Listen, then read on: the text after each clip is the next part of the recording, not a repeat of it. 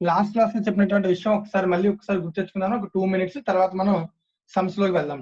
So last class లో discuss చేసాం. We are discussing about the contract costing. So contract costing లో 3 types of contracts ఉంటాయని, fixed price, cost plus, contract with escalation clause. So fixed price అంటే fixed amount అని, cost plus లో the cost are calculated and after that some percentage of profit will be added to the cost. So దాన్ని cost plus contract అంటాం.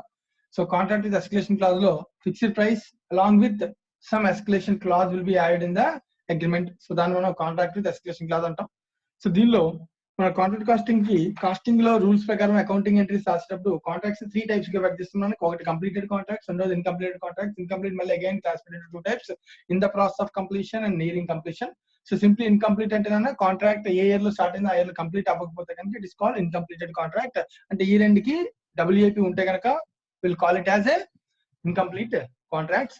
So అలా కాకుండా కనుక complete అయిపోతే కనుక it is called as a completed contracts. In case of completed contracts, the profit refers to contract price minus contract cost.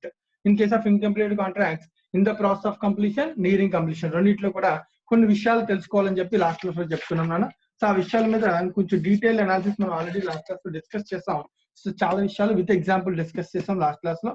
So దీనిలో మనం what is meant by work certified, what is meant by work uncertified, work middle లో ఉండిపోయినప్పుడు the contract engineer will certify the work. ఇలాంటి విషయాలు మనం చాలా నేర్చుకున్నాం. Work certificate is the percentage of contract price. The profit is always included in the work certified value because the uncertified is always cost. It is valued by the contractor, it's not by the engineer. Right, ఈ విషయాలు మనం already discuss చేసాం.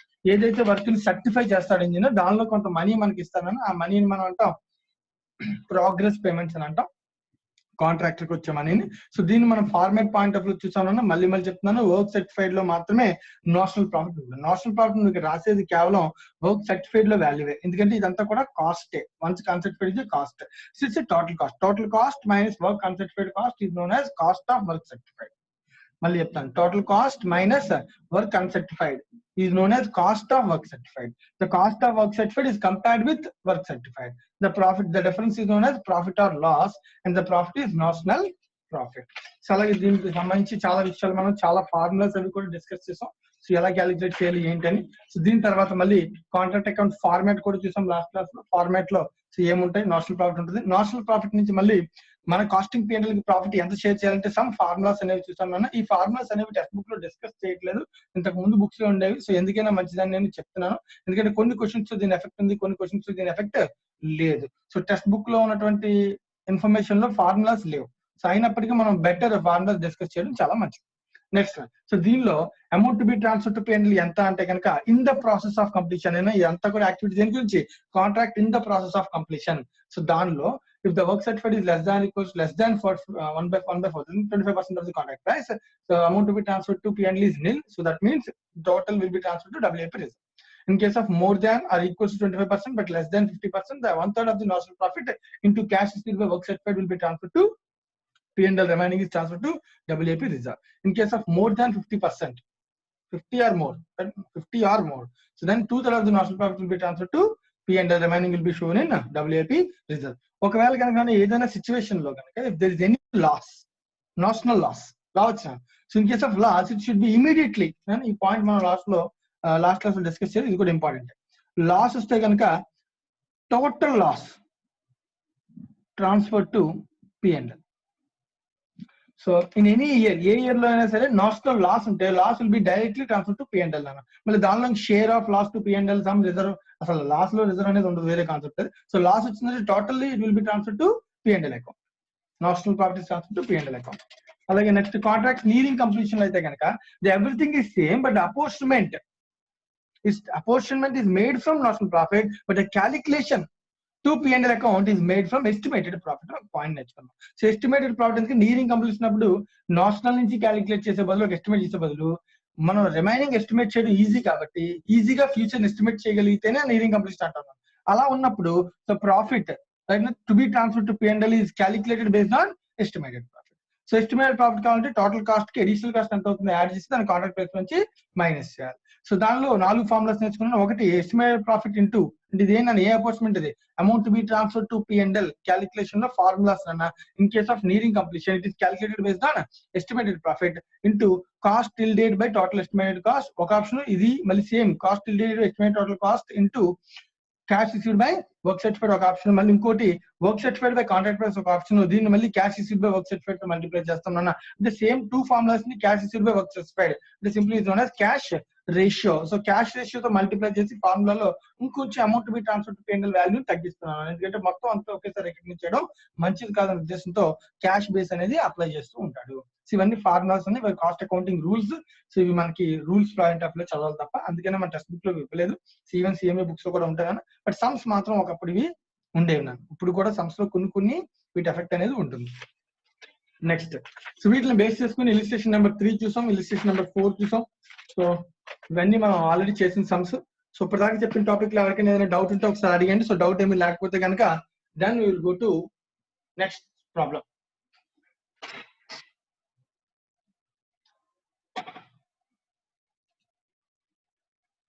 So ఎవరికేం doubts లేవు right అండి.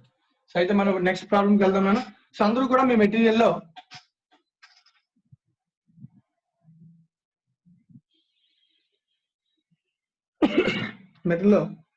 Illustration number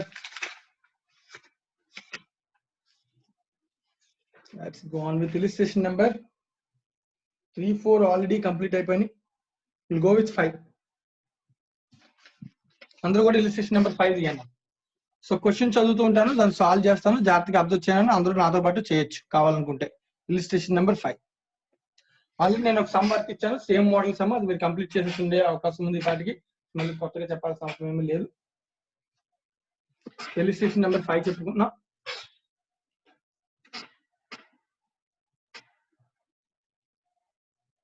Right. The contractor prepares his accounts for the year ending 31st December each year. So books అనేవి 31st December each year close అవుతాయంట. He commenced a contract on 1st April 2018. So contract start అయిందన్న, contract date. So ఏ రోజు అయితే start అయిందో date ఇచ్చాను, 1st April 2018. Next the following information related to the contract for 31st December 2018. మన books close అయిందేమో 31st December. So అయితే వీడి ఉద్దేశం ఏంటంటే ఇయర్ జనవరితో స్టార్ట్ అయినప్పటికీ వీడికి వచ్చిన కాంట్రాక్ట్ April 1st వచ్చింది. సో ఎండ్ అయిన కాంట్రాక్ట్ ఏమో ఇయర్ ఎండ్ ఏమో 31st December ఉన్నాం. సో 31st December కి ఎండ్ అయిపోయింది ఇయర్. సో కానీ కాంట్రాక్ట్ కంప్లీట్ అయింది అనేది క్వశ్చన్ మార్క్, చెక్ చేయాలి మనం, ఇన్ఫర్మేషన్ ఏమిస్తున్నాడు. దానికోసం ఇప్పటిదాకా మెటీరియల్ ఖర్చు పెట్టాను నేను. Issue 2,51,000, wages 5,65,500, salary to 4,81,300. అలాగే machine casting 2,60,000 has been put on the site for 146 days. Its working life is estimated 7 years and its scrap value is at 15,000. అలాగే supervisor who was paid 8,000 per month has devoted 1/2 of his time to the contract. All other expenses and administrative charges amounted to 1,36,500. Material in hand at site cost 35,400 on 31st December 2018. The contract price is 20 lakhs. On 31st December 2018, 2/3 of the contract was completed. So complete అయింది 2/3 certify చేశారు, completed. Okay na? The art teacher issued a certificate covering 50% of the contract price. So 2/3 కి 50% కి difference ఉందా? Yes, definitely. 2/3 అంటే 66.67% contract complete అయితే 50% వరకు మాత్రమే certify చేశారు. అంటే రిమైనింగ్ 16.67% వర్క్ జరిగింది కానీ ఇంకా సర్టిఫై చేయలేదు దాన్ని. సో అబ్జర్వ్ చేయాలి. సో రెండు కాంట్రాక్ట్ మీదే, ఒకటేమో కాంట్రాక్ట్ లో 66 అంటే 2/3 66.67% వర్క్ అయింది అని చెప్తున్నాడు. మళ్ళీ అదే కాంట్రాక్ట్ 50% సర్టిఫై అయింది అన్నాడు. అంటే రిమైనింగ్ 16.67% ఏం చేయలేదు, సర్టిఫై చేయలేదు అని అర్థం. రైట్, నెక్స్ట్ ఇంకా అండ్ దాని అమౌంట్ వచ్చి contract has been paid 7,50,000 account. ఆ బేస్ లో 50% బదులు మరి వాల్యూ ఆఫ్ వర్క్ సర్టిఫైడ్ అంటే 20 lakhs, 50% అంటే 10 lakhs. 10 lakhs మొత్తం క్యాష్ ఇచ్చాడు అంటే కాంట్రాక్ట్ ఇవ్వలేదు నన్ను. కాంట్రాక్ట్ ఎంత క్యాష్ ఇచ్చాడు? 7,50,000 ఇచ్చాను. Prepare the contract account and show the notional profit or loss on 31st December 2018. So question లో నోషనల్ ప్రాఫిట్ వరకు అడుగుతున్నాను. నా P&L అపోర్ట్మెంట్స్ అడగట్లేదు. ఇందాక చెప్పాను కదా, టెక్స్ట్ బుక్ లో ఆ పాయింట్స్ ని కొత్త టెక్స్ట్ బుక్స్ లో ఎలిమినేట్ చేశాడు. అయినప్పటికీ మళ్ళీ మనం చెప్తాను, అయినప్పటికీ better. So remember that formulas also. Right, so మనం ఇప్పుడు సమ్ ని సాల్వ్ చేద్దాం ఈ క్వశ్చన్ ని. So prepare contract account. So నాతో పాటు అందరూ చేసే ఇచ్చాను, సేమ్ లైక్ మన క్లాస్ లో ఎలా డిస్కస్ చేస్తామో అలాగే చేద్దాం. సో మళ్ళీ చెప్తున్నాను, సో క్లాస్ లో లాగే చేయండి. మనకి మళ్ళీ రెండోసారి క్లాస్ కూడా వినాల్సిన అవసరం అస్సలు ఉండకుండా ఉంటే మంచిది, బెటర్. ఏదైనా డౌట్ ఉంటేనే మళ్ళీ వీడియో చెక్ చేసుకుంటున్నాను. చాలా మంది వీడియోస్ ఇక్కడ చెప్పేటప్పుడు కొంతమంది కాన్సన్ట్రేట్ చేయట్లేదు, సో డీవియేట్ అవుతున్నారు. సో దయచేసి డీవియేట్ అవ్వకండి. అవకాశం ఉన్నంత వరకు ఇక్కడే కంప్లీట్ చేసుకుంటే మళ్ళీ వీడియో చూడాల్సిన అవసరం ఉండదు. కొంతమంది వీడియో ఎలాగ అప్లోడ్ చేస్తాం కదా అని తెలివితేటలు వాడుతున్నారు, వాడద్దు. Right, next one. సో దీనిలో సో స్టార్ట్ అయినప్పుడు మెటీరియల్ ఇష్యూ చేసామంట. సో మెటీరియల్ ఇష్యూ చేసిన మెటీరియల్ 2,51,000. వేజెస్ ఖర్చు పెట్టాడు. So 2 wages 5,65,600. నెక్స్ట్ శాలరీ ఇచ్చాడంట. Salary to 4 man 81,300. Next machine ఉపయోగించాను. Opening balance of a plant and machinery. So opening closing concept follow అవుతున్నాం. నేను ఆల్రెడీ లాస్ట్ క్లాస్ లో చెప్పాను. ఓపెనింగ్ ఇదేనా. సో దీని క్లోజింగ్ వాల్యూ ఎంత నువ్వు కనిపెట్టి ఇక్కడ రాస్తే automatically it is known as depreciation. Closing plant and machinery కనిపెట్టి ఇక్కడ రాద్దాం, తర్వాత రాద్దాం. సో తర్వాత ఇంకా ఇన్ఫర్మేషన్ లో supervisor has been paid 8,000 devoting 1 hour's time. Supervisor salary ఉందన్న. శాలరీ టు సూపర్వైజర్, ఇక్కడేమో శాలరీ టు ఇది 4 man. Right, salary to supervisor. So bracket లో క్యాలిక్యులేట్ చేద్దాం. 8,000 per month అన్న. సో అయితే 8,000 per month అంటే ఇంటూ 12 చేసేయకూడదు, ఎందుకంటే కాంట్రాక్ట్ స్టార్ట్ అయిందా ఏప్రిల్ లో కదా. సో కాబట్టి ఇక్కడ 9 months కంప్లీట్. ఇంటూ 9, 8,000 ఇంటూ 9 కానీ 12 months కాదు. అలాగే నెక్స్ట్ మొత్తం టైం అంతా దీనికోసం కావాలంటే లేదు, 1/2 అంటే హాఫ్ టైమే కాంట్రాక్ట్ కోసం ఖర్చు పెట్టాం. అంటే రిమైనింగ్ టైం కాంట్రాక్ట్ సంబంధం, కాంట్రాక్ట్ సంబంధం ఖర్చు కాంట్రాక్ట్ వేస్తాం. అన్ని ఖర్చులు దీనిలో ఎందుకు వేస్తాం? Right, 8,000 into 9 division 12 divided by 2, దానికి వచ్చి 3,000. సారీ, 8,000 into 9 months కదా. So not divide by 12 division 2, that equals to 36,000. Sorry. So salary to supervisor is 36,000. ఇంకా ఏం ఇచ్చాను? ఆల్ అదర్ ఎక్స్పెన్సెస్, ఇంకా ఏవో ఎక్స్పెన్స్ ఉన్నాయంట. Other expenses and administrative charges amounted to 1,36,500. ఖర్చులన్నీ కాంట్రాక్ట్ అకౌంట్ డెబిట్ చేయాలి. Contract account is a like a P&L account. All expenses should be debited, all incomes should be credited. So incomes so contract complete అవ్వలేదు కాబట్టి we have to calculate WIP, work in progress. Work in progress లో రెండు part, work certified, work uncertified. So రెండు calculate. So దీనిలో contract price 20 lakhs. Contract price ఇప్పుడు వేసాం నా credit, ఎందుకంటే ఇంకా కాంట్రాక్ట్ కంప్లీట్ అవ్వలేదు. రైట్, అయితే దీనిలో 2/3 కాంట్రాక్ట్ కంప్లీట్ అయింది అని చెప్పాడు, ఇన్ఫర్మేషన్ ఇచ్చాడు. ఓకే, బాగుంది. Next 50% certified. ఎవరికైనా డౌటా? అది అదర్ ఎక్స్పెన్సెస్ 1,36,000 సార్. 1,36,500 ఉందన్న టెక్స్ట్ బుక్ లో. టెక్స్ట్ బుక్ లో 136,500 ఉంది. ఓకే, మీ మెటీరియల్ లో తప్పు ఉందన్న? సార్ 1,36,000 ఉంది సార్. ఓకే, మార్చుకున్నాను, 500 మార్చుకోండి. 1,36,500 కి మార్చుకోండి. Right, so next one. So contract certified 50% of the contract certify చేశాడంట. సో వర్క్ సర్టిఫైడ్ వాల్యూ ఎంత అవుతుందంటే నీట్ గా 20 lakhs మీద 50% అంటే 10 lakhs. అలాగే వర్క్ అన్సర్టిఫైడ్ ఎంత అంటే ఇన్ఫర్మేషన్ వాడు ఇచ్చాడన్న మనకి.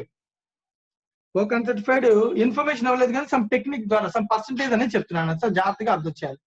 సో టోటల్ కాంట్రాక్ట్ కాస్ట్ ఇప్పుడు దాకా ఎంత అయిందో తెలిస్తే it will B equals to 2/3.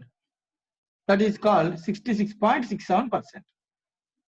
Right, so దీన్ని ఎంతకి ఈక్వల్ చేయాలో మనం చెక్ చేసుకోవాలి. టోటల్ కాంట్రాక్ట్ కాస్ట్ ఫస్ట్ తెలియాలని, అప్పుడు మనం దానిలో నుంచి సో పర్సెంటేజ్ 66.67 కాబట్టి రిమైనింగ్ 16.67 ఎంత అని చూస్తే వర్క్ అన్సర్టిఫైడ్ అనేది మనకు తెలుస్తుంది ఈ క్వశ్చన్ లో, జాగ్రత్తగా అబ్జర్వ్ చేస్తే. సో దానికన్నా ముందు మనకు తెలియాలంటే అసలు కాస్ట్ లో క్లోజింగ్ ప్లాంట్ అంతా తెలియాలి, అప్పుడే కదా డిప్రిసియేషన్ రాయగలం. సో అప్పుడు మాత్రం మొత్తం కాస్ట్లు తెలుస్తాయి. ఇంకా క్వశ్చన్ ఇంకా ఇన్ఫర్మేషన్ చూడండి, ఇంకా ఇన్ఫర్మేషన్ లేదు. We have to calculate closing plant. So what is the closing plant value check చేయండి, క్యాలిక్యులేట్ చేద్దాం. ఇంకేమైనా క్వశ్చన్ ఉండిపోయినాయేమో చూడండి. సో మెటీరియల్ ఇన్ హ్యాండ్ కూడా ఉండిపోయిందండి, క్లోజింగ్ మెటీరియల్ కూడా ఉంది. ఆ పాయింట్ మనం ఎందాక చదవలేదు. క్లోజింగ్ మెటీరియల్ వచ్చి 35,400.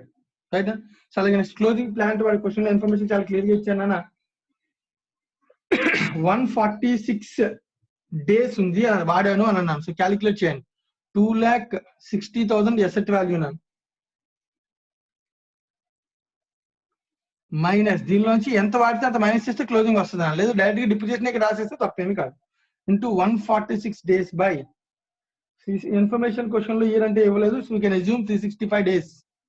సో స్క్రాప్ వాల్యూ అది తీయాలి కదా సార్ ఫస్ట్. చూస్తున్నాను ఒక నిమిషం. 2,60,000 లో నుంచి డిప్రిసియేషన్ కట్టేటప్పుడు సో ఇక్కడ calculate minus scrap value 15,000. Right, so అయితే ఇది asset cost 2,60,000 by minus 15,000. So asset value. నేను అసెట్ వాల్యూ మొత్తం అంతా కాదు నాన్న, మళ్ళీ క్వశ్చన్ మార్క్ ఇక్కడ. సో అసెట్ వాల్యూలో అది 365 డేస్ కాదు కదా, అసెట్ లైఫ్ మొత్తం ఎంత ఇక్కడ 7 years. So divide by 7 1 year కి వస్తుంది. 1 year లో మనం కట్టాల్సింది 146/365 days. సో ఒకసారి క్యాలిక్యులేట్ చేయండి, డిప్రిసియేషన్ ఎంత వస్తుందో చూడండి. Closing 260 balance minus 15,000.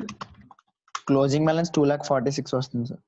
ఎలా ఉన్నది 260 మైనస్ 46 15,000 వస్తుంది sir.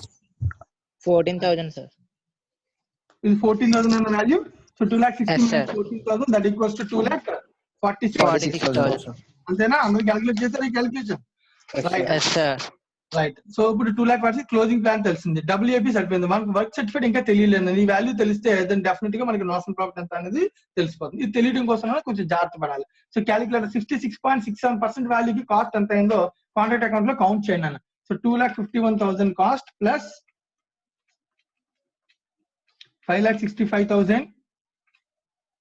1 second. Plus 5,65,600 plus 81,300 plus 2,60,000 plus 36,000 plus 1,36,500. ఇవి టోటల్ కాస్ట్ డెబిట్ చేయండి అన్న. మైనస్ దీనిలో క్లోజింగ్ ఇది కూడా మైనస్ చేయాలి కదా, 2,46,000 మైనస్ క్లోజింగ్ ప్లాన్ 3,54,000 అంటే 7,30,400. 7,30,400 is the total expenditure incurred till date. Observe చేయాల్సిన విషయం నాన్న. సో క్యాలిక్యులేషన్ అంతా కరెక్ట్ అయినా అలా మిస్ చేసామా? Sir closing material 35,500 sir. 35 3,54 కాదా? రైట్. సో ఒకసారి మళ్ళీ వాల్యూస్ ఇచ్చేద్దాం. 2,51,000 plus 5,65,000 plus 81,300 plus 2,60,000 plus 36,000 plus 136,500 minus 246 minus 35,400. Okay, 3,54,000 35,400. Right now minus is 10,48,400 అంతేనా? 10,48,400. ఇంకేమైనా మిస్ చేసామా? నంబర్స్ అన్ని కరెక్ట్ అనే వదిలేసామా? 49 సార్. 49 వస్తుంది సార్. ఎక్కడో 600 డిఫరెన్స్ మళ్ళీనా క్యాలిక్యులేట్ చేశారు అందరూ. 10,49,000 సార్. ఎక్కడ మిస్టేక్ క్యాలిక్యులేషన్ లో? 5,65,600 sir. Right. So 10,49,000 2/3 of the contract అంటే it is equals to 66.67. So దీనిలో 50% సర్టిఫై చేస్తాం కాబట్టి కాస్ట్ లో రిమైనింగ్ పార్ట్ ఎంత 66.67. సో ఇలా క్యాలిక్యులేట్ చేసుకోవచ్చు. 66.67% కి ఎంత? సో క్యాలిక్యులేట్ చేయాలని ఎంత అవుతుందో? లేదు అంటే డైరెక్ట్ గా ఇది 2/3 కి ఈక్వల్ కాబట్టి రిమైనింగ్ అంటే ఎంత? 2/3 minus half 6 4 minus 3. So 1/6. So మనం ఎలాగైనా క్యాలిక్యులేట్ చేస్తాం. 50% పోతుంది. 66.67% కి ఎంత అని క్యాలిక్యులేట్ చేసుకోవచ్చు డైరెక్ట్ గా. So 16.67 into 10,49,000 division 66.67. Approximate value అన్న 2,62,000. సో 289. సో అప్రాక్సిమేట్ 300 తీసుకున్నాను అప్రాక్సిమేట్ వాల్యూ. ఎందుకంటే పాయింట్స్ వల్ల వేరే చోట అంతకు ఏం లేదు. సో ఈ క్యాలిక్యులేషన్ డైరెక్ట్ గా క్యాలిక్యులేట్ చేయొచ్చు. 66.67 కి 10,49,000 అయితే 50% దీనిలో 50% సర్టిఫై చేస్తారు అంటే 16.67 కి ఎంత? ఓకేనా? సో దీన్ని అబ్జర్వ్ చేయాలను. సో దీనికి ఎంత అయితే 16. See the contract cost and which is not certified. It will be recorded in 2,62,300 will be recorded in work uncertified and it's an approximate value due to points. So work uncertified తెలిసిపోయింది, work certified తెలిసిపోయింది, cost అనేది తెలిసిపోయింది. You can record the notional cost. So calculate చేయండి. notional profit ఎంత వచ్చిందో చెప్పండి.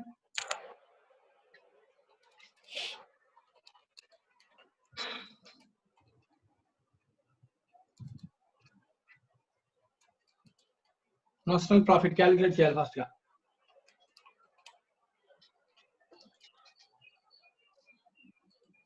10,49,000 ఇందాక మీరే చెప్పారు. సో దాని నుంచి డైరెక్ట్ గా 262,300 ఎంత సేవ్ చేస్తారండి? 7,05,400. సార్ లాస్ వస్తుంది సార్. లాస్ అన్నా? Yes sir. 7,005 మైనస్ 10 lakhs కూడా తీసుకుంటే లాస్ కూడా మైనస్ 10 lakhs వర్క్ సర్టిఫికేట్ కూడా చూడాలి. సో 10,49,000 లో 2,63,000 minus 10 lakhs. So 10 lakhs minus చేస్తే 2,13,000 by notional loss. చెక్ చేసారా అందరూ? ఇంకేం అవ్వలేదు. 10,49,000 అని టోటల్ లో నుంచి క్లోజింగ్ ప్లాంట్ క్లోజింగ్ మెటీరియల్ తీసేస్తే 1049. సో దానిలో వర్క్ సర్టిఫైడ్ 10 lakhs మైనస్ చేస్తాం. Minus 10 lakhs minus 2,13,300. 2,13,300 ఇది నాషనల్ లాస్ మ్యామ్, అంతే కదా? Yes, sir. మన ప్రాఫిట్ వచ్చిందా? లాస్ ఎందుకు వస్తుంది? Profit sir. Profit it side ఎక్కువ ఉంది కదా, so Yes, sir. It's debit కదా. Profit. So Yes, sir. 2,13,300 is profit. ఓకేనా?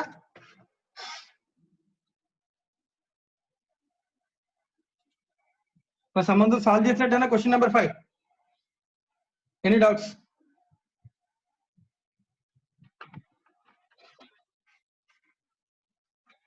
మరి ఈ క్వశ్చన్ లో ఇచ్చినటువంటి ఇన్ఫర్మేషన్ లో ఒకే ఒక ఇన్ఫర్మేషన్ అని జాగ్రత్తగా చేయాల్సింది. టోటల్ కాంట్రాక్ట్ కాస్ట్ 66.67% అయింది. టోటల్ కాంట్రాక్ట్ ఎంత అయింది అన్నాడు. అంటే టోటల్ నువ్వు ఇప్పుడు దాకా ఖర్చు పెట్టినటువంటి 10,49,000 ఈజ్ ఈక్వల్స్ టు 66.67% అయినప్పుడు మనకి దీనిలో 50% ఆల్రెడీ సర్టిఫై చేశాడు. 66.67 లో 50% కాదు నాన్న, అది కూడా కాంట్రాక్ట్ అయ్యి, ఇది కూడా చెప్పింది కాంట్రాక్ట్ ప్రైస్ మీదే, నువ్వు చెప్పే 50% సర్టిఫై చేసింది కూడా కాంట్రాక్ట్ ప్రైస్ మీద. సో రిమైనింగ్ పర్సెంటేజ్ ఎంత? 16.67. సో దీనికి ఎంతో చూస్తే కనుక that is equals to 2,62,300. It is a work uncertified. So points variation వల్ల అలా వేసాను. ఎగ్జాక్ట్ వాల్యూస్ కూడా కావాలంటే wait, not an issue.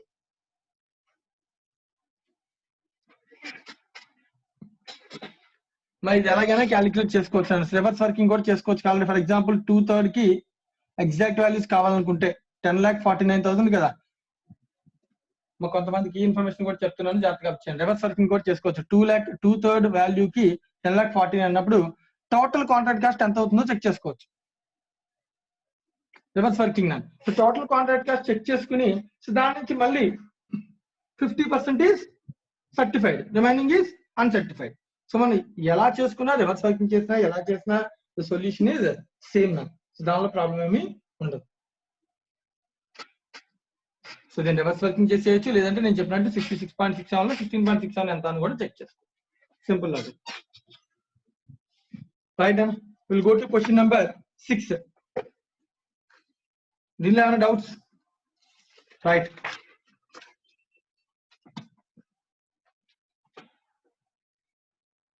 Illustration number 6 నా. సో క్వశ్చన్ చదువుతున్నాను. సో అందరూ జాగ్రత్తగా క్వశ్చన్ చదవండి. మీరు ముందే చేయగలిగితే చేయండి, లేదా నాతో పాటు చేస్తానంటే చేయండి. సో నేను చేసేటప్పుడు క్యాలిక్యులేషన్ చేయడం అవసరం అయితే కనుక హెల్ప్ చేయండి అన్న, చేసుకుంటూ వెళ్ళిపోదాం. అంతకుముందు చేయండి. Measures Bansals Construction Company Limited took a contract for 60 lakhs, expected to be completed in 3 years. The following particulars related to the contract are available. And ఈసారి ఒక కాంట్రాక్ట్ 60 lakhs కి యాక్సెప్ట్ చేసిందంటే కంపెనీ, కన్స్ట్రక్షన్ కంపెనీ, దానికి 3 years time పడుతుందంట. So 2016, 17, 18 కి 3 ఏళ్ళు ఇచ్చాను. అంటే మన సేమ్ కాంట్రాక్ట్ అకౌంట్ ఈసారి 3 years తయారు చేయాలి. రైట్. సో కాంట్రాక్ట్ అకౌంట్ మనం ఈసారి 3 years తయారు చేయాలి. సో చూద్దాం 3 years ఎలా తయారు చేయాలి. Plant costing 3 lakhs. Sorry, data అంతా జాగ్రత్తగా అర్థం చేయాలని ఒకసారి నెంబర్ చదువుతాను. వాళ్ళ టెక్స్ట్ బుక్ లో మన మెటీరియల్ అని తప్పు ఉంటే కానీ చెక్ చేసుకో. Materials 6,75,000, 10,50,000, 9 lakhs. Wages 6,20,000, 9 lakhs, 7,50,000. Transportation cost 30,000, 90,000, 75,000. Other expenses 30,000, 75,000, 24,000. Cumulative work certified 13,50,000, 45 lakhs, 60 lakhs. Cumulative work uncertified 15,000, 75,000 nil. The plant costing 3 lakhs was bought at the commencement of the contract. Depreciation is to be charged at the rate of 25% per annum on the written down value method. The contractee pays 75% of the value of work certified as and when certified and makes the final payment on completion of the contract. This is another information. You are required to prepare the contract account for 3 years and total estimated profit or loss for the contract. None of question lo. So national profit అడుగుతున్నాను. 3 years లో కూడా national profit అడుగుతాడు తప్ప దాని నుంచి P&L అపోర్ట్మెంట్ అడగలేదు. So చేయాల్సిన అవసరం మనకి లేదు. సో మనం చేయాల్సింది కేవలం ఏంటి? Notional profit or loss. Question అందరికి అర్థమైందో? చదివారు అందరూ? జాగ్రత్తగా సాల్వ్ చేద్దామా మరి? రైట్. ఒక్కొక్క ఇయర్ సపరేట్ గా చేసుకుంటూ వెళ్దాం. First contract account for 2016. అన్ని ఒకే అకౌంట్ లో చేసేద్దామని ఆలోచనలు పెట్టుకోకండి. ఎందుకంటే ఒక దగ్గర డేటా ఉంటుందో, ఒక దగ్గర డేటా ఉండదు, సేమ్ ఎక్స్పెన్స్ ఉంటాయో ఉండవో చెప్పలేం. సో కాబట్టి ఎక్కడిదక్కడ కాంట్రాక్ట్ అకౌంట్ సపరేట్ గా తయారు చేయాలి. Contract account for 2016. రైట్. అలాగే నెక్స్ట్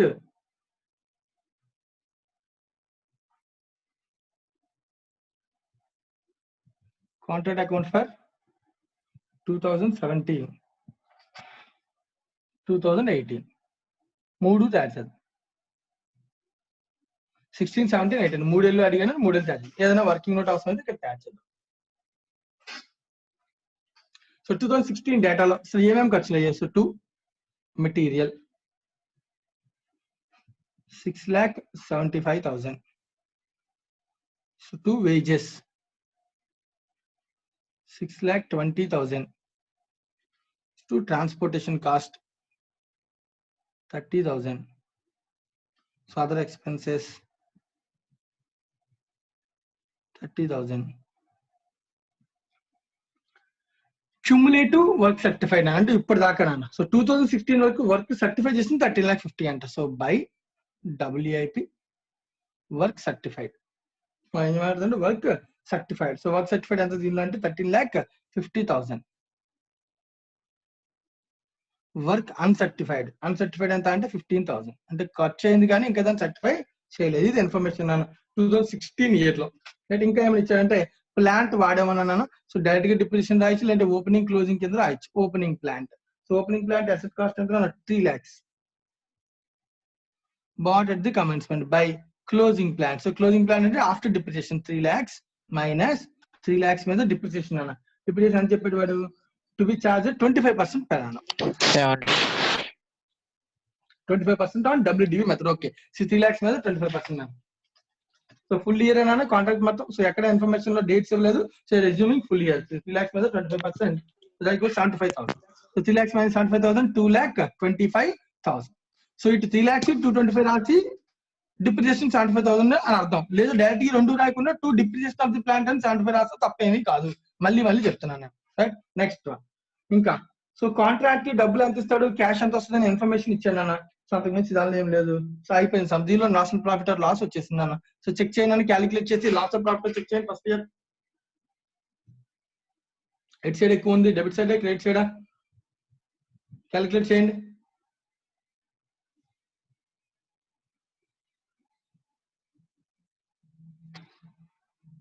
వాల్యూ ప్లీజ్.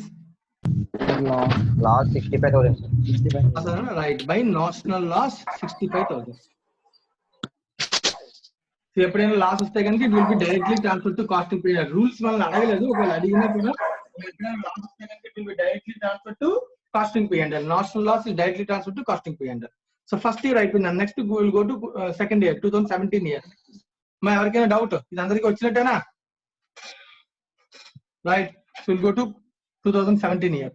సో 2017 లో ఏమేమి ఖర్చు అయ్యో చూద్దాం. So 2 material 10,50,000. ముందు వాడు ఇచ్చింది రాస్తాను, తర్వాత ఇంకేం రాయాలని తర్వాత ఆలోచిద్దాం. So 2 wages 9 lakhs. 2 transportation cost 90,000. 2 other expenses 75,000. 10,50,000 9 lakhs 90 75. Work certified అని by WIP work certified work uncertified. Sir ఇప్పుడు క్వశ్చన్, సార్ 45 lakhs 30,50,000 ఉందా లేదా? Yes it is cumulate. అంటే అన్ని కలిపి చెప్పేస్తాను. అంటే ఇప్పటిదాకా ఖర్చు ఉన్నాను. అయితే ఇప్పుడు క్వశ్చన్ మార్క్ వెంటనే రైజ్ అవుతుంది. సార్ ఇప్పటిదాకా పెట్టినటువంటి ఖర్చు సర్టిఫై చేసింది 45 lakhs, సర్టిఫై చేయండి 75. రైట్, డన్, బాగుంది. కానీ ఇక్కడ పెట్టిన ఖర్చు ఓన్లీ 17th కదా సార్. మరి 17th కాకుండా 16th కూడా కావాలంటే ఏం చేయాలి? 16th కూడా కావాలంటే మనం ఏం చేయాలన్నా ఇక్కడ ఉన్న ఈ వర్క్ సర్టిఫైడ్ కూడా తీసుకొచ్చి ఇక్కడ మనం ఓపెనింగ్ రాసుకోవాలి. సో ఓపెనింగ్ వర్క్ సర్టిఫైడ్ తోనే స్టార్ట్ చేయాలి. రైట్. 2 నాన్న ఏదైనా ప్రొడక్ట్ మిడిల్ లో ఉండిపోతే దాన్ని ఓపెనింగ్ స్టాక్ రాసుకోమా? Same point of view. Opening WIP. So work certified work uncertified నాకు అబ్జర్వ్ చేయాలి. వర్క్ సర్టిఫైడ్ ఎంత క్వశ్చన్ లో 13,50,000. ఇందాక ఇక్కడ చేసాం కదా 13,50,000 65. 13,50,000 15,000. That is 13,65,000. సో ఇది లాస్ట్ ఇయర్ పెట్టిన ఖర్చు. రైటా? అలాగే ఇది ఇయర్ లో పెట్టిన ఖర్చు. దీనిలో లాస్ట్ కూడా ఉంది. లాస్ట్ ఆల్రెడీ లాస్ట్ ఇయర్ మనం పేర్లకు పంపించేసాం. ఇది ఇయర్ లో మనం పెట్టినటువంటి అంటే ఇప్పటిదాకా పెట్టిన ఖర్చు ఇది ప్లస్ ఇది అన్ని కలిపి దానిలో సర్టిఫై చేసింది అలా. సో దీనిలోని ప్రాఫిట్ ఉంది, దీనిలో సర్టిఫైడ్ దానిలో ప్రాఫిట్ ఉంటుందా? కాంట్రాక్ట్ బేస్ లో రెండు క్యాన్సిల్ అయిపోతాయి. సో ప్రాబ్లం అంటే 45 minus 13,50,000 దాని అర్థం ఇయర్ లో ప్రాఫిట్ ని రికగ్నైజ్ చేస్తున్నాం. సో అబ్జర్వ్ చేయాలి. సో దీనిలో నుంచి జాగ్రత్తగా క్యాలిక్యులేట్ చేయాలన్నా ఈ క్వశ్చన్ లో మనకి ఇన్ఫర్మేషన్ ఏమీ లేదు. What is the notional profit? So closing plant sorry, so direct plant రాయడం మర్చిపోయాం. బై క్లోజింగ్ ప్లాంట్, అలాగే opening plant. So to opening plant. So opening plant ఎంత ఉంది మనకి? So last year closing, year లో ఓపెనింగ్ కదా, అంటే 2,25,000. 225 మీద మళ్ళీ నేను డబుల్ డిగ్రీ మెథడ్ లో డిఫరెన్స్ చేస్తాం. 2,25,000 మైనస్ చేస్తే కనుక మైనస్ చేస్తే 1,68,750 క్లోజింగ్ ప్లాన్. 1,68,750. మరి ఇది ఎలా వచ్చింది? 225 minus 25%. Right, minus value 1,68,750. Right. So opening plan, closing plan difference is own depreciation. So difference కావాలంటే డాడీ క్యాలిక్యులేట్ చేసిన ఒకటే, 225 into 25%. The difference is 56,250 is the depreciation. Right. So calculate cheyna dino notional profit or notional loss? Notional profit, sir. Profit enta notional profit is 10,38,750. 10,38,750. 10,38,750. Year number 70. Same procedure lo 18 kuda cheyna. I will wait for 2 minutes. So complete chesi profit or loss cheppandi.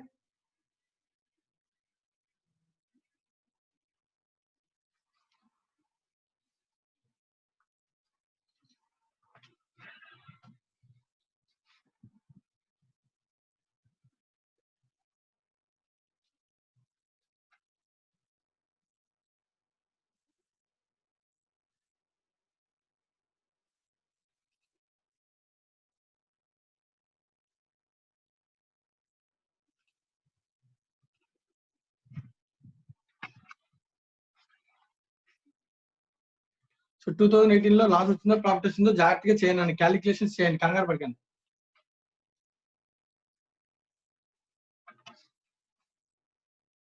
So దీనిలో ఎక్కడ working note requirement ఏమీ లేదు. So direct గా అంతా కూడా తెలుసుకోండి.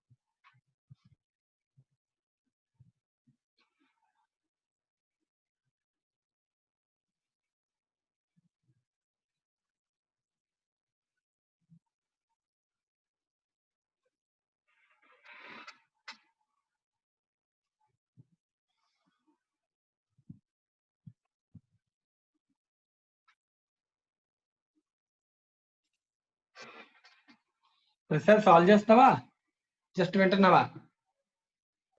Sir, that 3,66,188 loss, sir. 3,66,188 loss అన్నా? Yes, sir. 3,66,188. So check చేసుకున్నాను అందరికి లాస్ వస్తుందో లేదో. మా ప్రసాద్ ఉన్నావా? సార్ చేస్తున్నావా? మెటీరియల్ నాది హాస్టల్లో ఉండిపోయింది సార్ అక్కడ. అవునా, ఇన్స్టిట్యూట్ మెటీరియల్స్ కూడా లేవా? లేవు సార్. సార్ పోనీ ఈ బుక్ ఓపెన్ చేయమని ఒకసారి మన ఐసీఎం వెబ్సైట్ లోకి వెళ్ళిపోయి ఈసారి నెక్స్ట్ టైం వచ్చినప్పుడు ఓకే సార్ అది ఓపెన్ చేసి పెట్టుకో మెటీరియల్. అర్థమవుతుందా? ఒక ల్యాప్టాప్ లో కానీ ఒక సిస్టమ్ లో కానీ సెల్ ఫోన్ లో కానీ మెటీరియల్ ఓపెన్ చేసి పెట్టుకో. ఎందుకంటే నేను ఇచ్చేది కూడా టెక్స్ట్ బుక్ ఇన్స్టిట్యూట్ మెటీరియల్ కదా, ఇబ్బంది ఉండదు నీకు. Okay sir. అలాగే మార్నింగ్ సెషన్ కూడా క్లాస్ అటెండ్ అవుతున్నావా ఐడిటి? లేదు సార్, తెలియదు సార్ నాకు మార్నింగ్ కూడా ఉంటుందని. నీకు ఇంటిమేట్ చేశారు కదా మా, నువ్వు ఒకసారి టైమింగ్స్ అవి కనుక్కో మేడం ఈసారి నుంచి.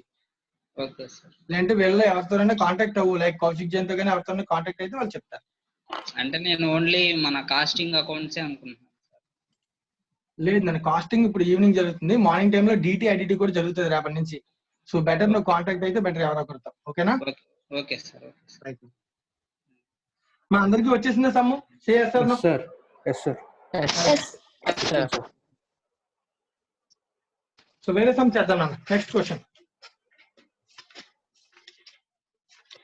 సో అందరూ ప్రాక్టీస్ క్వశ్చన్ తీసుకున్నాను. ప్రాక్టీస్ క్వశ్చన్ లో క్వశ్చన్ నెంబర్ 4 నాన్న. ఇది examination point of view question important అన్న, ఎన్నోసార్లు చాలా సార్లు అడిగేవాడు వాడు. సో మనం క్యాలిక్యులేట్ చేద్దాం. Sir estimated profit or loss ఏమీ వేయక్కర్లేదు సార్, అంటే normal statement estimated profit or loss అంటే ఈ నాషనల్ ప్రాఫిట్ ఎస్టిమేట్ అంటే ఓవరాల్ అడిగాడు కాబట్టి ఫస్ట్ ఇయర్ లో 65,000 లాస్ నాన్న. సో సెకండ్ ఇయర్ లో మనకు వచ్చింది ప్రాఫిట్ 10,38,750. థర్డ్ ఇయర్ కి వచ్చేప్పటికి మనకు వచ్చింది లాస్ మైనస్ 3,66,188. సో రెండు లాస్ లో ఒక profit net effect, net estimated profit loss మనం చెప్పాలి. అలా అంటే ఇలా అడిగితే రాయాలా అక్కర్లేదా అని సార్ అంటే అవసరం లేదు, ఎస్టిమేట్ ప్రాఫిట్ ఈచ్ ఇయర్ చెప్పేసినాక సరిపోతుంది, ఇంకా ఓవరాల్ గా మనం చెప్పాల్సిన అవసరం ఏం లేదు. ఓకే అమ్మ మళ్ళీ చెప్తున్నాను నేను మొన్న మీకు చెప్పినటువంటి రూల్స్ అంటే like amount to be transfer to P&L, like ఇక్కడ ప్రాఫిట్ వచ్చింది, సో దీనిలో పిఎండ్ఎల్ కి ఎంత పంపాలి, రిజర్వ్ లో ఎంత దాయాలి, ఇలాంటి విషయాలు ఉంటాయి కనుక ఇవి ఇంతకు ముందు మీ మెటీరియల్ లో ఉండేదండి, కాస్ట్ అకౌంటింగ్ రూల్స్ అనమాట అవి. ఆ రూల్స్ నేను చెప్పాను మీకు. సో ఇప్పుడు టెక్స్ట్ బుక్ లో అవి తీసేసాడు, అందుకనే క్వశ్చన్స్ లో ఓన్లీ నాషనల్ ప్రాఫిట్ వరకు అడుగుతున్నాను అన్న, remaining next part of the question అడగట్లేదు. సో ఆ రూల్స్ గుర్తుపెట్టుకున్నాను, ఎగ్జామ్ లో స్పెసిఫిక్ గా amount to be transfer to costing P and L అని అడిగితే నేను చెప్పిన రూల్ అప్లై చేయాలి, లేకపోతే నేషనల్ ప్రాఫిట్ వరకు సాల్వ్ చేస్తే సరిపోతుంది.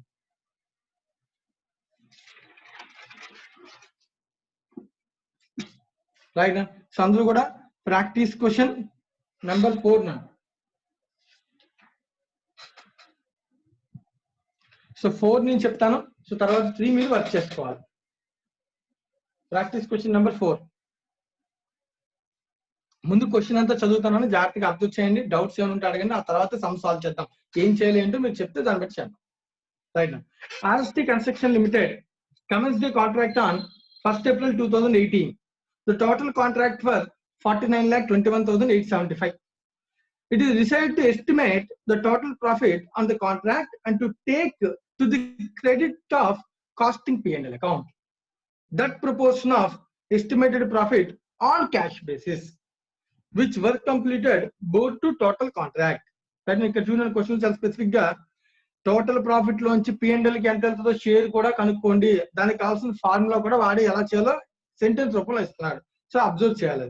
నెక్స్ట్, సో ఈసారి పిఎండ్ఎల్ నుంచి నాకు గుర్తుంటే నేషనల్ ప్రాఫిట్ నుంచి పిఎండ్ఎల్ కి తీసుకెళ్ళాలి కదా, అది calculation in case of nearing completion అయితే ఎస్టిమేటెడ్ ప్రాఫిట్. సో ఈ క్వశ్చన్ ఎస్టిమేటెడ్ ప్రాఫిట్ అనే వర్డింగ్ వాడుతున్నాడు అంటే ఈ ఉద్దేశం ఇది నియరింగ్ కంప్లీషన్ అయ్యే ఛాన్స్ ఉండాలి, రైట్. కానీ కంపల్సరీగా అవ్వాలని రూల్ ఏమీ లేదు నాన్న, కానీ జనరల్ క్యాలిక్యులేషన్ అయితే 90% లేకపోయినా క్వశ్చన్ లో నువ్వు ఫ్యూచర్ ఎస్టిమేట్ చేయగలిగితే the amount to be transfer to P&L అనేది ఖచ్చితంగా నువ్వు ఎస్టిమేటెడ్ ప్రాఫిట్ మెథడాలజీలోనే చేయాలి. Right, next actual expenditure for the period 1st April to 31st March. కొంత డేటా ఇస్తాను, జాగ్రత్తగా అబ్జర్వ్ చేయండి. సో డేట్ చెప్తున్నాడు 1st April 1/4/2018 to 31st March 2019. 31st March 2019. ఇది యాక్చువల్ అంటే ఇప్పుడు దాకా జరిగిపోయింది contract. Next estimated expenditure from 1st April 2019 to 30th September. So 1st April 2019 to 30th September 2019 ఇది ఎస్టిమేటెడ్ అంటే ఆ ఉద్దేశం కాంట్రాక్ట్ స్టార్ట్ అయ్యి 1 year అయింది ఇప్పటికి, ఇయర్ ఎండ్. ఇది కాకుండా నెక్స్ట్ ఇంకొక 6 months చేస్తే కాంట్రాక్ట్ కంప్లీట్ అయిపోతుంది అని ఉద్దేశం, రైట్. నెక్స్ట్, సో డేటాలో 2 కాలమ్స్ పెట్టాను. 1st April 2018 to 31st March 2019 అనే యాక్చువల్ డేటా ఏమేమి ఖర్చు యాక్చువల్ ఇచ్చాడు, అది కాకుండా నెక్స్ట్ 6 months లో ఏమేమి అవ్వచ్చో ఆ ఎక్స్పెండిచర్ కూడా డేటా ఇచ్చాడు. Material issued, wages paid, prepaid, outstanding, plan purchase, expenses paid, outstanding, prepaid, plan return stores, historical cost on September 30, 2018. ఇక్కడ 1 lakh, ఇక్కడ 3 lakhs, వర్క్ సర్టిఫైడ్, ఇక్కడ 22,50,000, ఇక్కడ ఫుల్, ఎందుకంటే కాంట్రాక్ట్ కంప్లీట్ అయిపోతుంది ఎస్టిమేషన్ కదా, అందుకని ఫుల్ అన్నాడు. Work uncertified 25,000, cash received 18,75,000, material exchange 82,500, ఇక్కడ material exchange 42,500. The plant is subject to annual depreciation at 25% on WDV method. The contract is likely to be completed on September 30, 2019. Required to prepare the contract account for the year ending 31st March 2019 and determine the estimated profit on the contract. So question అడుగుతుంది contract account తయారు చేయండి, estimated profit తయారు చేయండి.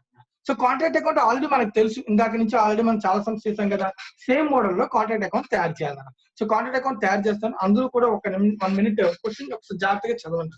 First paragraph first చదవండి జాగ్రత్తగా, remaining data అంతా చూడండి, numbers అన్ని కూడా చెక్ చేసుకోండి. మీరు 1 నిమిషం చదివితే అప్పుడు మనం సమ్ స్టార్ట్ చేద్దాం. సో క్వశ్చన్ లో అడుగుతున్న last line contract account and estimated profit.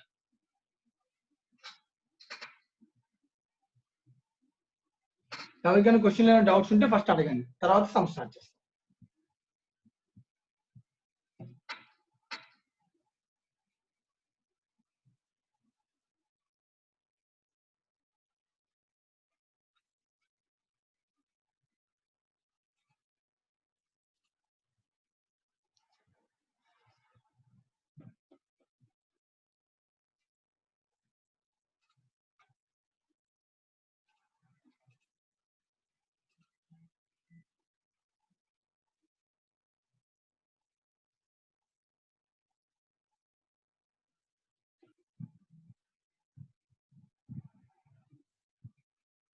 So question ఎవరికి ఏమి డౌట్స్ లేవా? సరే స్టార్ట్ చేద్దాం సమ్. సో ఫస్ట్ అడుగుతుంది కాంట్రాక్ట్ అకౌంట్. ఇది ఆల్రెడీ మనకు తెలుసు కదా, ముందు అది తయారు చేద్దాం. సో కాంట్రాక్ట్ అకౌంట్ అనేది estimated actual? Actual. So 1/4/2018 to 31st March 2019 వరకు కాంట్రాక్ట్ అకౌంట్ ఫస్ట్ తయారు చేయండి అందరూ కూడా. సో దీనిలో ఏమేమి డేటా ఉందో యాక్చువల్ అన్ని రాస్తాను నేను. So 2 material issued 7,76,250. Next 2 wages. So wages లో పెయిడ్ ఉంది, ప్రీపెయిడ్ ఉంది, అవుట్ స్టాండింగ్ ఉంది. యాక్చువల్ అబ్జర్వ్ చేయి. సో పెయిడ్ వచ్చి 5,17,500 నన్ను.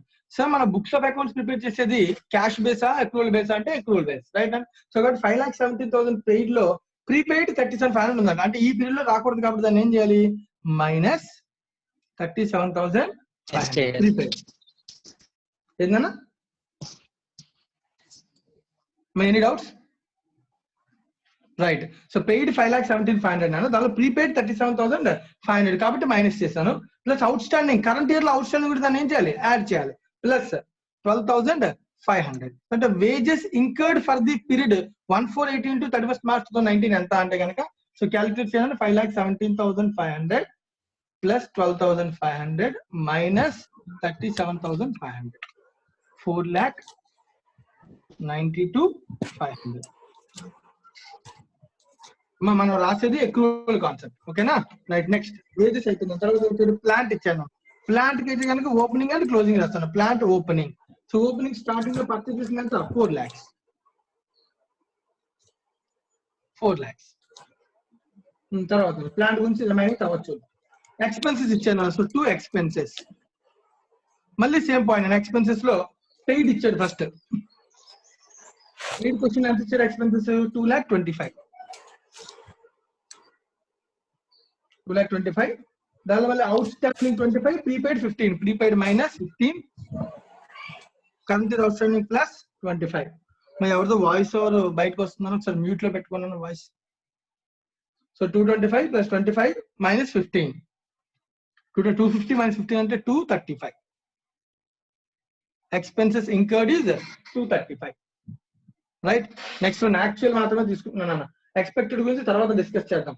Plant return to stores historical cost 1 lakh. ఇక్కడ అబ్జర్వ్ చేస్తే ఇక్కడ 4 lakhs లో ఒక పార్ట్ ఆఫ్ ది ఇన్ఫర్మేషన్ చెప్తున్నాను. ఏంటి ఆ ఇన్ఫర్మేషన్? ఒక పార్ట్ అంటే ఇక్కడ నేను తయారు చేస్తాను, జాగ్రత్తగా అబ్జర్వ్ చేస్తాను. సో ప్లాంట్ ఉంది.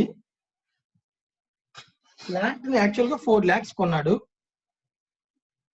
4 lakhs లో 1 lakh కాస్ట్ గురించి సపరేట్ గా మాట్లాడుతున్నాడు, రిమైనింగ్ గురించి సపరేట్ గా ఇంకేమి చెప్పలేదు.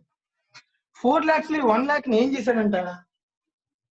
Plant return to stores historical cost 1 lakh on 30th September 2018. అంటే ఏప్రిల్ నుంచి సెప్టెంబర్ 6 months. 6 months మాత్రమే 1 lakh వర్త్ ఆఫ్ మిషనరీని వాడానండి. దీని గురించి ఇన్ఫర్మేషన్ ఇస్తున్నాడు. అంటే ఇప్పుడు 4 lakhs డెబిట్ చేసాం ఓపెనింగ్ లో మనం. అంటే 4 lakhs లో 1 lakh ఉంది కదా, ఓపెనింగ్ 1 lakh రాసాం. అంటే ఒక part of the plant closing రాద్దాం బై క్లోజింగ్ ప్లాంట్. ఒక పార్ట్ ఆఫ్ ది అంటే 1 lakh పార్ట్ గురించి మాట్లాడు. 1 lakh కి సంబంధించి 6 months మాత్రమే డిప్రిషియేట్ చేయాలని, ఎందుకని 6 months వాడాను. దాని తర్వాత ఏం చేశాడు? రిటర్న్ చేశాను. 6 months తర్వాత రిటర్న్ టు స్టోర్. స్టోర్ అంటే వెనక్కి పంపించాను, గోడౌన్కి పంపించేశాడు. సో క్యాలిక్యులేట్ చేయాలని డిప్రిసియేషన్. సో డిప్రిసియేషన్ రేట్ అది ఎక్కడ ఇచ్చాడు చూడాను, లాస్ట్ లో ఇచ్చాడు. The plant is subject to annual depreciation 25% on WDV method. So 1 lakh మీద మా అందరికి అర్థమవుతుందా? సో 1 lakh మీద 25% అంటే 25,000. So 1 lakh minus 25,000 depreciation, that equals to 75,000 ఒక పార్ట్నర్. అయితే ఇది ఒకటి అయిపోలే, ఎందుకని ఇంకో క్యాలిక్యులేషన్ కూడా ఉంటుంది. ఎందుకని మరి 1 lakh పార్ట్ గురించి చెప్పండి, మరి 3 lakhs పార్ట్ గురించి అది ఇంకా చెప్పలేదు, చెప్పినప్పుడు చూద్దాం. సో 4 lakhs 1 lakh పార్ట్ కి 75 పోతే 25,000 డిప్రిసియేషన్ రాసాం దాని అర్థం. మరి మిగిలిన 3 lakhs సంగతి ఏంటి సార్? దానికి ఇన్ఫర్మేషన్ ఇంకా చెప్పలేదు. ఒకవేళ చెప్పకపోతే you can assume it is used for full year, right. So ఇక్కడ కూడా అబ్జర్వ్ చేస్తాను, it is return to store. Sir అది 6 months కదా సార్? అవును, 1 lakh 25% 6 months అన్న, అంటే హాఫ్. సారీ 12,500. ఓకే, అప్పుడు ఎంత అవుతుంది? 12,500 మైనస్ ఇస్తే 87,500. ఓకేనా, రైట్. 87,500. ఓకేనా, 6 months కి మైనస్ చేద్దాం. రైట్. నెక్స్ట్ వన్ ఇంకొక పార్ట్ ఉందని నేను అబ్జర్వ్ చేయాలి. ఆర్టీఎస్ అని అసలు అర్థం అవడం కోసం. ఎందుకని రిటర్న్ టు స్టోర్, ఇంక దీన్ని మనం అసలు వాడం. ప్లాంట్ స్టోర్ కి వెళ్ళిపోయిందని మళ్ళీ ఇంక సైట్ లో లేదు, కన్స్ట్రక్షన్ సైట్ లో లేనప్పుడు ఆ ప్లాంట్ మనం యూజ్ చేయలేము, ఇంకా ఆ ప్లాంట్ వదిలేయడం ప్లాంట్. సో రిమైనింగ్ 3 lakhs సంగతి ఏంటంటే చూడాలి. ఇంకా ఏం చెప్పలేదు, చూద్దాం. నెక్స్ట్ ఇంకా ఏం ఇచ్చాడు, వర్క్ సర్టిఫైడ్ ఇచ్చాడు ఇన్ఫర్మేషన్ లో బై WAP లో work certified. So work certified is 22,50,000. అలాగే next work uncertified 25,000. Cash received అనేది కాంట్రాక్ట్ కాస్ట్ సమలేదా, regular transaction. Material at site, closing material ఉండిపోయిందని వాడి దగ్గర. మెటీరియల్ క్లోజింగ్ సైట్ లో, మెటీరియల్ అట్ సైట్ చాలా important thing. Words at site అంటే 7,760,50 issue చేస్తే దానిలో 8,500 వాడలేదు, ప్రస్తుతానికి వాళ్ళు ఈ ఇయర్ లో వాడలేదు. మరి నెక్స్ట్ ఇయర్ వాడతామా? వాడతాం. ఎందుకని సైట్ లోనే ఉంది కాబట్టి. స్టోర్స్ కి వాడడం, ఎందుకు వాడలేమని చెప్ప. ఇప్పుడు 87,500 ని నెక్స్ట్ ఇయర్ మళ్ళీ వాడతామని అనుకోవచ్చు కదా మిషనరీని. అంటే మిషనరీ వాడడం, ఎందుకు వాడడం? Return to store. స్టోర్ కి రిటర్న్ ఇచ్చేస్తే వాళ్ళం కదా, అది సైట్ లో ఉంటే ఎస్ వాడచ్చు. సో అబ్జర్వ్ చేయాలి, material at site. So material at site is different, material return to store is different. Plant return to store అంటే అది వెనక్కి వెళ్ళిపోయింది, దానికి మనం దాన్ని వాడడానికి ఛాన్స్ లేదు నెక్స్ట్ పీరియడ్ లో, నెక్స్ట్ అకౌంటింగ్ ఇయర్ లో. కానీ మెటీరియల్ అయితే కనుక 7,762,50 లో ఇప్పుడు వాడలేదు 8,500, అందుకని మైనస్ చేస్తాం క్రెడిట్ సైడ్ రాసి. బట్ 8,500 నెక్స్ట్ ఇయర్ వాడతామా? ఎస్ డెఫినెట్ గా వాడతాం, ఎందుకంటే material is at site, it is not return to store. Right. ఇక్కడ అయిపోయిందా? ఇంకా ప్లాంట్ గురించి ఏం చెప్పలేదు. సో డెఫినెట్ గా మన రిమైనింగ్ 3 lakhs మీద full year depreciation. So 3 lakhs మీద 25% 75,000. 25,000. So 3 lakhs minus 75,000, that equals to 2,25,000. So అయితే ఇక్కడ ఇన్ఫర్మేషన్ అనేది ఆర్టీఎస్ రిటర్న్ టు స్టోర్ నాని, కానీ ఇది at site. Plant at site observe చేయాలి, ప్లాంట్ ఎట్ సైట్. ఓకేనా? సో ఇక్కడ రాస్తాను లేదు, ప్లాంట్ ఎట్ సైట్. సైట్ లో ఉండిపోయింది అన్న ప్లాంట్ అది. ఓకేనా? సో సైట్ లో ఉన్న ప్లాంట్ వేరు, రిటర్న్ టు స్టోర్స్ వేరు. దీన్ని మళ్ళీ నెక్స్ట్ పీరియడ్ లో వాడతాం. నెక్స్ట్ అకౌంటింగ్ ఇయర్ ఒకవేళ ఇదే కాంట్రాక్ట్ కంప్లీట్ అవ్వలేదు కాబట్టి కంటిన్యూ అయినప్పుడు ప్లాంట్ వాడే అవకాశం ఉంది, కానీ ఈ ప్లాంట్ అయితే వాడే అవకాశం లేదు. కానీ ఈ మెటీరియల్ వాడే అవకాశం ఉంది, వేరే మెటీరియల్ ఇంకా ఇన్ఫర్మేషన్ లేదు కాబట్టి ఖచ్చితంగా వాడతాము. సో దీంతో ఇన్ఫర్మేషన్ ఎక్స్పెన్స్ అయిపోయింది, ఇన్కమ్స్ అయిపోయింది. నాకు తెలియని ఇన్ఫర్మేషన్ అంటే ఏమి లేదు కాబట్టి we can write down the, we can note down the notional profit. So calculate చేసి నాషనల్ ప్రాఫిట్ చెప్పండి. 7,66,250. Very good, 7,66,250. అయితే క్వశ్చన్ లో మనం అడిగింది ఓన్లీ కాంట్రాక్ట్ అకౌంట్ ఒకటే కాదు, మళ్ళీ ఇంకో ఒకటి ఏం అడిగాడు వాడు, ఎస్టిమేటెడ్ ప్రాఫిట్ అడిగాను. సో ఇప్పుడు మనం దాని గురించి డిస్కస్ చేయాలి.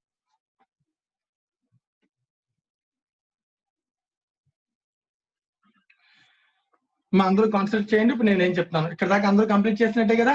సో కొంచెం జాగ్రత్తగా అబ్జర్వ్ చేయండి. ఈసారి మనం తయారు చేసేది జరిగింది కాదన్న ఎస్టిమేట్ చేయబోతున్నాం, అందుకనే దీని పేరు ఇది బుక్స్ లో రాదు, జస్ట్ ఫర్ క్యాలిక్యులేషన్. సో ఎందుకు సార్ క్యాలిక్యులేట్ చేయాలి ముందే చెప్పాను నేను. నేషనల్ ప్రాఫిట్ కనుక్కున్నాం, ఈ నేషనల్ ప్రాఫిట్ నుంచి P&L కి ఎంత వెళ్ళాలి అంటే కాంట్రాక్ట్స్ నియరింగ్ కంప్లీషన్ అయితే it is not based on national profit. Calculation is not based on national profit, calculation is based on estimated profit. Estimated profit కనుక్కోవడం కోసం ఒక అకౌంట్ తయారు చేస్తాం, దాని పేరే మెమరాండమ్ కాంట్రాక్ట్ అకౌంట్. ఈసారి అకౌంట్ నేను ఎస్టిమేటెడ్ ప్రాఫిట్ అంటే జరిగింది జరగబోయేది రెండు క్యాలిక్యులేట్ చేయాలి. అంటే మనం ఈసారి క్యాలిక్యులేట్ చేసే డేట్ కూడా అబ్జర్వ్ చేస్తే 1/4/2018 to not 31st March 2019, the 30th September 2019. అంటే 1 year 6 months కి మనం ఇప్పుడు తయారు చేయాలని అకౌంట్. అప్పుడు మనకు వచ్చేది ఏం ప్రాఫిట్? Estimated profit. మా అర్థమవుతుందా? మెమరాండం ఎందుకన్నా ఇది బుక్స్ లోకి రాదు, జస్ట్ క్యాలిక్యులేషన్. ఈ ప్రాఫిట్ ని బేస్ ఎందుకు క్యాలిక్యులేట్ చేయాలి? దీని నుంచే మనం P&L తీసుకెళ్లాలన్న, అంతేగాని నేషనల్ ప్రాఫిట్ నుంచి P&L కి అపోజిషన్ చేస్తాం. బట్ క్యాలిక్యులేషన్ దీని మీద ఉండదు, క్యాలిక్యులేషన్ దీని మీద ఉంటుంది. మనం ఆల్రెడీ ఫార్ములాస్ నేర్చుకున్న కాంట్రాక్ట్స్ నియరింగ్ కంప్లీషన్ కాన్సెప్ట్. చేద్దామా మెమరాండం కాంట్రాక్ట్ అకౌంట్? జాగ్రత్తగా ఒక్కొక్కటి పాయింట్ అబ్జర్వ్ చేస్తూ చేయండి అందరూ కూడా. సో ఇప్పుడు చాలా కష్టమైన విషయం, ప్రతిదీ అబ్జర్వ్ చేయాలి, ఆలోచించాలి. 1 year కి కాదు, 1 year 6 months కి ఆలోచించాలని, ఎంత ఖర్చు అవుతుంది ఆలోచించి నాకు చెప్పాలని ఒక్కొక్కరు. First one, to material issued bracket లో క్యాలిక్యులేట్ చేస్తాం. కాన్సన్ట్రేట్ చేయాలని మోస్ట్ ఇంపార్టెంట్, ఇదే ఎగ్జామినేషన్ పాయింట్ ఆఫ్ లో క్వశ్చన్ సార్. ఫస్ట్ ఇచ్చాడు సార్ 6 months 1 year కి ఏమో 7,76,250 ఇచ్చాడు పెయిడ్, ప్లస్ నెక్స్ట్ 6 months లో ఎక్స్పెక్టెడ్ టు బి పెయిడ్ ఎంత అంటే 12,99,375.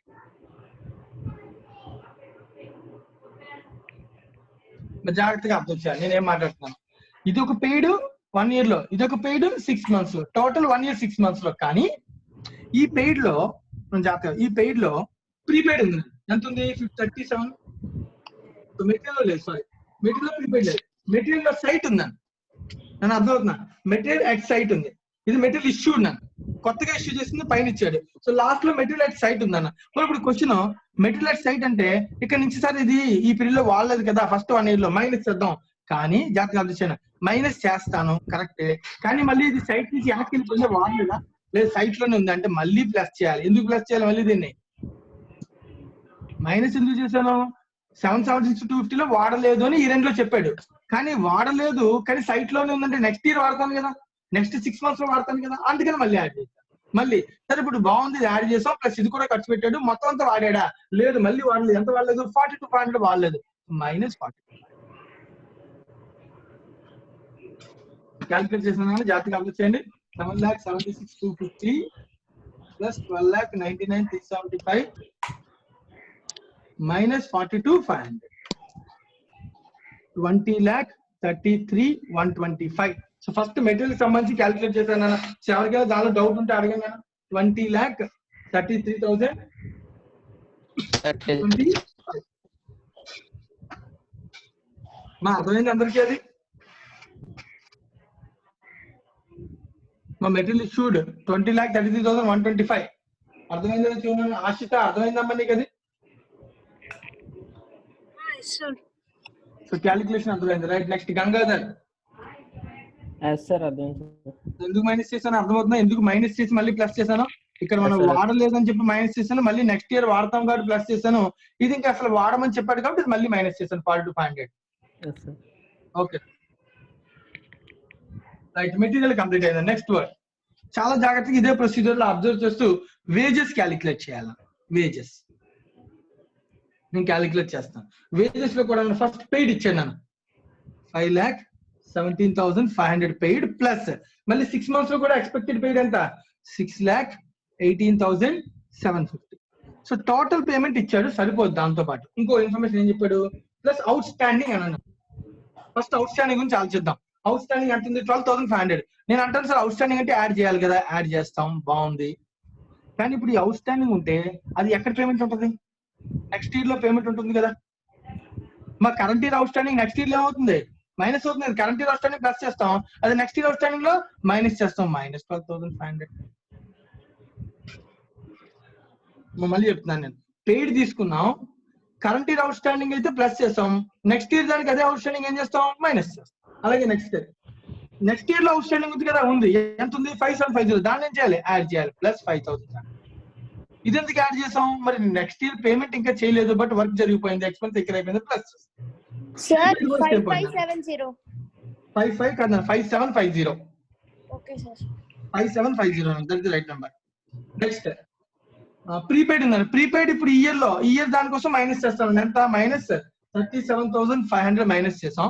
మళ్ళీ ఇదే ప్రీపెయిడ్ నెక్స్ట్ ఇయర్ ఏమవుతుంది? ఎక్స్పెండిచర్ అవుతుంది కాబట్టి మళ్ళీ ప్లస్ 37,500 చేస్తాం. మన క్యాలిక్యులేషన్ అర్థమవుతుందా? సో దీన్ని అబ్జర్వ్ చేస్తూ నాకు వాల్యూస్ చెప్పండి. టోటల్ వేజెస్ ఎంత అవుతుందో చూడండి. 11,42,000. 11,42,000. 11,42,000. అమ్మ నేను ఒక్కొక్క పాయింట్ కి స్పేస్ ఇస్తున్నాను, ఆలోచిస్తారని జాగ్రత్తగా అబ్జర్వ్ చేసుకున్నాను. ఎవరికైనా డౌట్ ఉంటే అడగండి. సో 11,42,000 క్యాలిక్యులేషన్ అందరికి అర్థమవుతుందా? సో కరెంట్ ఇయర్ కి ఏమవుద్ది, అది నెక్స్ట్ ఇయర్ కి ఏమవుద్ది, నెక్స్ట్ 6 months లో ఏమవుద్ది, అన్ని ఆలోచించాలను. సో 2 ఎక్స్పెండిచర్స్ అయ్యి. నెక్స్ట్ 3వది ప్లాంట్. నేను ఈసారి కొంచెం జాగ్రత్తగా ప్లాంట్ కూడా రాయాలి. ప్లాంట్ ఓపెనింగ్ 4 lakhs ఓపెనింగ్, అలాగే ప్లాంట్ క్లోజింగ్ కూడా రాయాలి. ప్లాంట్ క్లోజింగ్ సో ఫస్ట్ చాలా జాగ్రత్తగా చేయాలి. సో దీనిలో ప్లాంట్ క్లోజింగ్ ఓపెనింగ్ 2 ఉన్నాయి. సో ఇలా చేయొచ్చు. సో అబ్జర్వ్ చేసి చెప్పాలి నాకు ఇది. మళ్ళీ సేమ్ థింగ్, ఇదే కదా పాయింట్ ఆఫ్ వ్యూ. సో మళ్ళీ దీన్ని నాన్న ఫస్ట్ ఒక 1 year వాడాం. నన్ను ఫస్ట్ 4 lakhs 1 lakh నేమో 6 months వాడాం. అంటే 6 months వాడితే డిప్రిషియేషన్ ఇందాక మీరు చెప్పారు 12,500. దీని యొక్క WDV closing value 87,500. It is returned to store, అంటే వెనక్కి పంపించేసాం. అంటే దీన్ని వాళ్ళ అంటే తీసేయాలి కదా, దీన్ని 87,500 మైనస్ చేసేయాలి కదా ఫస్ట్ దీనిలోంచి. Returned to stores 87,500. మరి సేమ్ దీనికి లాగే రిటర్న్ చేస్తాం కాబట్టి దీనికి ఇంకా వాడే ఛాన్స్ లేదు. మరి ఇంకా 3 lakhs ఉంది. 3 lakhs ని 1 year వాడాం. సో 1 year కి డిప్రిసియేషన్ వచ్చినప్పటికి 3 lakhs minus 25,000 కదా డిప్రిసియేషన్. సో తీస్తే 225. So 3 lakhs minus 25,000 for 1 year తీస్తే 2,25,000. మళ్ళీ తర్వాత దీన్నే మళ్ళీ ఇంకొక 6 months కూడా వాడాం, ఎందుకంటే ఎస్టిమేట్ చేస్తాం ఇంకో 6 months కి. సో అంటే 225 నుంచి 75,000. డిప్రిసియేషన్ 75 అన్నా. Okay right. వాల్యూ కరెక్టే కదా.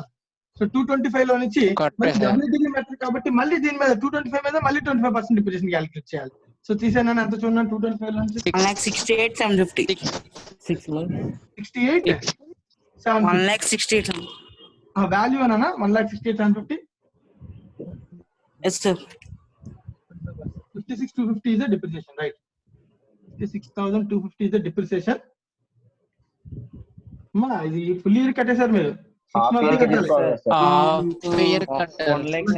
కట్టాలన్నా డివైడ్ బై 2 అంటే 28,125 అన్న డిప్రిసియేషన్. మా అర్థమవుతుందా?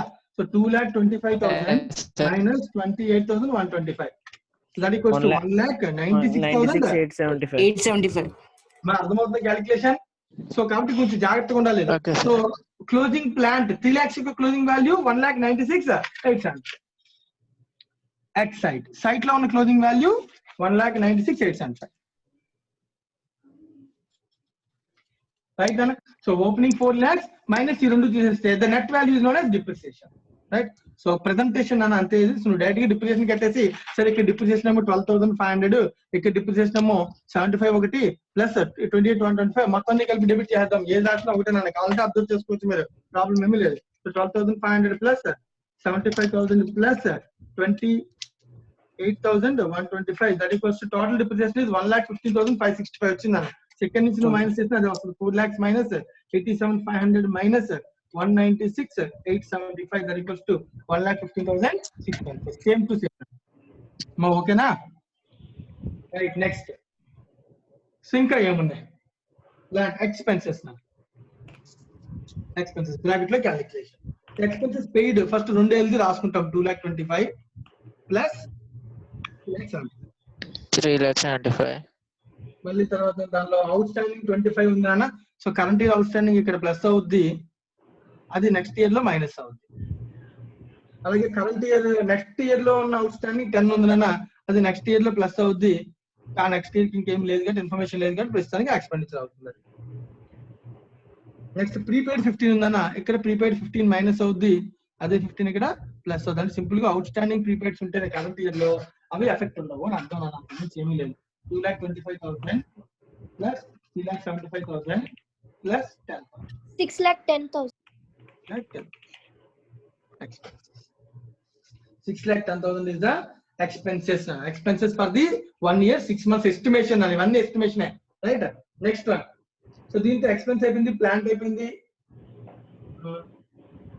మళ్ళీ ప్లాంట్ ఇక్కడ కూడా 3 lakhs ని రిటర్న్ చేస్తాను. సో మనం వాడింది కూడా 6 months కాబట్టి ఈ పాయింట్ అబ్జర్వ్ అవసరం లేదు, ఎందుకంటే 1 lakh return okay. 3 lakhs return కూడా ఎప్పుడైనా 30 September 2019 అప్పటికి కాంట్రాక్ట్ మనం కూడా ఎండ్ అయిపోయింది. సో కాబట్టి ఇది రిటర్న్ అట్ సైడ్ కంటే ఇది కూడా రిటర్న్ టు స్టోర్స్ అని రాసేసుకోవచ్చు అని చెప్తాను. వాల్యూ అయితే same. Work certified, work uncertified. కానీ ఈసారి వర్క్ సర్టిఫైడ్ అయినా వర్క్ అన్సర్టిఫైడ్ అయినా 2 వేనా? 2 వెయ్యి రాస్తాను నేను. డైరెక్ట్ ఏం రాస్తాను? కాంట్రాక్ట్ ప్రైస్ రాసింది. టోటల్ కాంట్రాక్ట్ అయిపోతుందని ఎస్టిమేట్ చేసినప్పుడు so contract price it is known as contractee account. So known as contract price. So total contract ని ఎంతకి మనం 49,21,875. 49,21,875. సో దీంతో ఎందుకు కంపేర్ చేశాను కాస్ట్ ని? ఎందుకంటే కాంట్రాక్ట్ కంప్లీట్ అయిపోయింది కాబట్టి. సో కంప్లీట్ అయిపోయిన కాంట్రాక్ట్ ఎక్స్పెండిచర్ ఇన్కమ్ ని ఈ ఎక్స్పెండిచర్ మొత్తం అంతటితో మైనస్ చేస్తే then what is the profit check చేసుకున్నాను. Then what is the notional profit? Estimated profit 10,21,125. 10,21,125 అయిపోయింది. సో క్వశ్చన్ వాడు అడిగింది ఇదే. సో క్యాలిక్యులేట్ క్వశ్చన్ లో ఇన్ఫర్మేషన్ లో ఎస్టిమేటెడ్ ప్రాఫిట్ కనుక్కోమన్నాడు, కాంట్రాక్ట్ అకౌంట్ తయారు చేయమని అడిగాను నేను. అయితే ఇంకొక పాయింట్ ఫస్ట్ పారాగ్రాఫ్ లో ఉంది కదా, దాని గురించి కూడా చెప్తాను. ఫస్ట్ ఇక్కడ దాకా అందరికి అర్థమైందో లేదో చెక్ చేసుకోండి. ఇది మీకు అర్థమైతే ఫస్ట్ పారాగ్రాఫ్ నేను ఎక్స్ప్లెయిన్ చేస్తాను. ఈ పారాగ్రాఫ్ ని మనం అసలు పట్టించుకోకుండా సమ్ టెక్స్ట్ బుక్ లో ఇచ్చాను నేను. కానీ ఈ పారాగ్రాఫ్ ఉండడం వల్ల నేను మళ్ళీ ఆ ఫార్ములాస్ అని మీకు చెప్పాను. క్వశ్చన్ లో ఫార్ములాస్ ని టెక్స్ట్ బుక్ నుంచి ఎలిమినేట్ చేశాడు, కానీ ఈ సమ్ లో ఆ పారాగ్రాఫ్ ని ఎలిమినేట్ చేయలేదు. రైట్. సో ఇప్పుడు జాగ్రత్తగా అబ్జర్వ్ చేయండి. ముందుకు ఎలాగ అందరికి అర్థమైతే నెక్స్ట్ స్టేజ్ ఆఫ్ డిస్కషన్ చెప్తాను.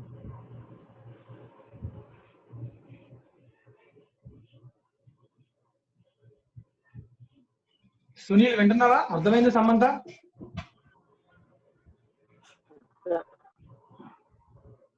సునీల్ మెటీరియల్ ఉందా దగ్గర? ఓకే. శశాంక్ సార్ శశాంక్ అర్థమవుతుందా?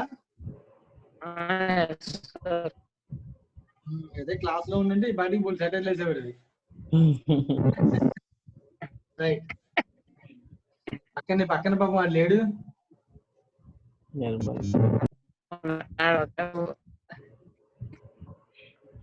పక్కన లేడు కదా, బాగా కలుస్తుందా మరి నీకు? బోర్ కొట్టేస్తుందా? బోరింగ్ కొట్టలేదు. అవునా? పాపం. సరే అయితే.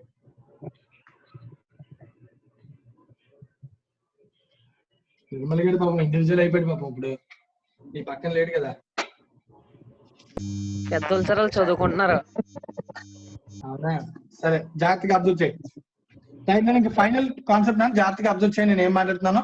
సిందాక తయారు చేసినటువంటి కాంట్రాక్ట్ అకౌంట్ యాక్చువల్ లో మనకు వచ్చినటువంటి నోషనల్ ప్రాఫిట్. ఇందాక మనం ఆల్రెడీ నోషనల్ ప్రాఫిట్ కనుక్కున్నాం కదా. ఎస్టిమేటెడ్ ప్రాఫిట్ కాదు, నోషనల్ ప్రాఫిట్ 7,66,250. ఇదే కదా నోషనల్ ప్రాఫిట్ వచ్చింది. సో ఈ నోషనల్ ప్రాఫిట్ నుంచి యాక్చువల్ గా మనం కాస్టింగ్ P&L కి పంపాలి. Some portion will be shown in the form of reserve. ఇది నేను ఆల్రెడీ నీకు చెప్పినటువంటి థియరీ. అయితే ఇలా పంపించేటప్పుడు జాగ్రత్తగా ఇలా పంపించేటప్పుడు P&L కి ఎంత, WIP రిజర్వ్ కి ఎంత అని మనం మాట్లాడుకునేటప్పుడు సో ఇక్కడ క్వశ్చన్ మార్క్ ఫార్ములాస్ అప్లై చేయాలి. వర్క్ సర్టిఫైడ్ పర్సెంటేజ్ ఎంత అని చెక్ చేసుకోవాలి. ఆ పీరియడ్ ఎండ్ అయ్యేటప్పుడు వర్క్ సర్టిఫైడ్ పర్సెంటేజ్ ఎంతో చూద్దాం. ఆ పీరియడ్ ఎండ్ అయ్యేటప్పటికి వర్క్ సర్టిఫైడ్ ఎంత ఉంది? 22,50,000 1 year కి. 22,50,000 out of contract price 49,21,875. So percentage రూపంలో మార్చండి. క్యాలిక్యులేట్ ఎంత పర్సెంటేజ్? 45%. 49,21,875 into 100. 45.7. దీని అర్థం మీరు అబ్జర్వ్ చేస్తే 45.71 ఉందంటే ఇది ఫార్ములా 2 కదా మనం అప్లై చేయాలి. యాక్చువల్ గా మోర్ దాన్ 25%, లెస్ దాన్ 50%. అవునా కదా? అంటే 1/3 of the notional profit apply చేయాలి. కానీ ఈ ఫార్ములా నువ్వు అప్లై చేయకూడదు సార్. ఎందుకంటే whenever there is an estimation, మనం ఫ్యూచర్ ఎస్టిమేట్ చేయగలిగితే ఈ ఫార్ములా అప్లై చేయకూడదు. ఏ ఫార్ములా అప్లై చేయాలి? ఎస్టిమేటెడ్ ప్రాఫిట్ ని బేస్ చేసుకున్నటువంటి ఫార్ములాని అప్లై చేయాలి. పర్సంటేజ్ తో సంబంధం లేదని. ఒక్కోసారి పర్సంటేజ్ చెప్తాడు కానీ అది 90% ఎబోవ్ ఉండాలని రూల్ ఏమీ లేదు. ఓకేనా? ఇలా ఉంటేనే ఎస్టిమేటెడ్ ప్రాఫిట్ ఫార్ములా చేయాలని రూల్ ఏమీ లేదు. సో ఈ క్వశ్చన్ లో మనకి ఇన్ఫర్మేషన్ ఎస్టిమేట్ ప్రాఫిట్ క్యాలిక్యులేషన్ కాబట్టి సో దీన్ని బేస్ చేసుకునే P&L కి తీసుకెళ్ళాలి. బట్ అపోర్ట్మెంట్ చేసేది నోషనల్ ప్రాఫిట్ నుంచే, బట్ క్యాలిక్యులేట్ చేసేది మాత్రం ఎస్టిమేటెడ్ ప్రాఫిట్ నుంచి. సో ఇది క్యాలిక్యులేట్ చేయడం కోసమే వాడు ఇచ్చాడు పారాగ్రాఫ్ నెంబర్ 1. 4th question. ఇప్పుడు మనం చేస్తున్న క్వశ్చన్ లో ఫస్ట్ పారాగ్రాఫ్ మళ్ళీ చదువుతున్నాను, జాగ్రత్తగా అబ్జర్వ్ చేయండి. ఫస్ట్ పారాగ్రాఫ్ లో it was decided to estimate the total profit on the contract and to take to the credit to costing P&L that portion of estimated profit on cash basis. Cash basis ante enti? Cash received by work certified on cash basis, which which work completed to contract. So work completed by work certified by contract. Work completed to total contract. అర్థమవుతుందని చెప్తాను. So ఈ formula ద్వారా estimated profit ని కనుక్కోండి. Sorry, P&L కి ఎంతో కనుక్కొని వేయండి, రిజర్వ్ కి ఎంతో కనుక్కోండి అని క్వశ్చన్ లో చెప్పాను నేను ఇన్ఫర్మేషన్. కానీ ఇది మనం ఎందుకు చేయలేదు అంటే ఈ సమ్ లో ఇది అవసరం ఎందుకు చేయలేదు అంటే last line question last line ఏమడుగుతున్నాడు వాడు? కాంట్రాక్ట్ అకౌంట్ బుక్ చేయండి, ఎస్టిమేట్ ప్రాఫిట్ మాత్రమే కనుక్కోండి అని అన్నాను. కానీ P&L కి ఎంత అనేది క్వశ్చన్ అడగలేదు. సో ముందే చెప్తున్నాను కదా, ఈ ఫార్ములా బేస్ అయినటువంటి ఇంతకు ముందు క్వశ్చన్స్ లో పార్ట్ ఇది. రైట్. ఈ క్వశ్చన్ ని వాడు అప్డేట్ చేయడం మర్చిపోయాడు కొంచెం. ఈ ఇన్ఫర్మేషన్ తీసేసి ఉంటే సరిపోయేది క్వశ్చన్ లో. అప్పుడు మన ఇన్స్టిట్యూట్ మెటీరియల్ కొత్త మెటీరియల్ ప్రకారం నీ ఆన్సర్ సరిపోయేది. కానీ కొత్త మెటీరియల్ ప్రకారం కాకుండా ఇదే క్వశ్చన్ కి ఆన్సర్ నిజంగా చెప్పాలంటే మనం ఇది కూడా కనుక్కుని టీ వాల్యూ కూడా మనం కనుక్కుని ఇక్కడ అప్లై చేసి డబ్ల్యూపీ రిజల్ట్ కూడా కనుక్కుని సమ్ కంప్లీట్ చేయాలి. అంటే ఇది చేస్తేనే సమ్ కంప్లీట్ అయినట్టు. ఈ సమ్ ఇది కంప్లీట్ చేయను. ఎస్టిమేటెడ్ ప్రాఫిట్ మనం ఎంత కనుక్కున్నది ఎంత వచ్చింది? ఎస్టిమేటెడ్ ప్రాఫిట్ మనకి 10,21,125 కదా. Multiplied with cash issued by work certified. Cash issued percentage అని చెప్పాను అన్నమాట. మనకి ప్రతిసారి వర్క్ అయిన దానిలో మనకి అబ్జర్వ్ చేయ క్యాష్ ఇష్యూడ్ ఇచ్చాడు వాడు. మనకి ఎంత ఇచ్చాడు? క్వశ్చన్ 18,75,000 ఇచ్చాను అన్న. అవుట్ ఆఫ్ 22,15,000 అన్న. అంటే ఎంత పర్సెంటేజ్? 83%. 0.83. సో డైరెక్ట్ రాయొచ్చు లేదా వాల్యూస్ వేసా పర్లే. 18,75,000 రెండు క్యాన్సిల్ అయిపోతాయి కదా, time waste. 18,75,000 cash received by 18,75,000 cash received by contract price వచ్చి 49,21,875. 10,21,125 into 18,75,000 then 18,75,000 3,90,000. 21,875 into 10,21,000 3,88,000 లేదా 89,000 అని అప్రాక్సిమేట్ వాల్యూ. 88,990 అంటే దీన్ని 766,250లో 3,89,000 మనం పీఎల్ కి తీసుకెళ్ళాలా. 7,66,250 మైనస్ 3,89,000 అది ఫస్ట్ రిమైనింగ్ బ్యాలెన్స్ 3,77,250 ఇవి shown in the form of result. Result లో దాచుకోవాలి. మరి ఎవరితో వాయిస్ వస్తుంది సార్? వాయిస్ మ్యూట్ పెట్టిన మా అందరికి అర్థమైందా? అయితే ఈ క్వశ్చన్ లో ఈ సమ్మన్ మనం ఎందుకు చేయలేదు, ఇది చేయాల్సిన అవసరం టెక్స్ట్ బుక్ లో ఎందుకు లేదంటే వాడు చెప్పాను కదా, ఈ ఫార్ములాస్ అన్నిటిని టెక్స్ట్ బుక్ లోంచి ఎలిమినేట్ చేస్తాడు. నన్ను అపోర్చ్మెంట్ టు P&L అనే రూల్స్, కాస్ట్ అకౌంటింగ్ రూల్స్ తీసాడు కాబట్టి మనకి ఇది ఇంకా అవసరం లేదు ప్రస్తుతానికి. ఓకేనా? కానీ ఎగ్జామ్ లో ఈ క్వశ్చన్ ఇస్తే మాత్రం ఇది కూడా కంపల్సరీగా చేసి తీరాలి. Any doubt? ఇప్పుడు అడగండి, ఎవరికైనా డౌట్ ఉంటే ఇండివిజువల్ గా.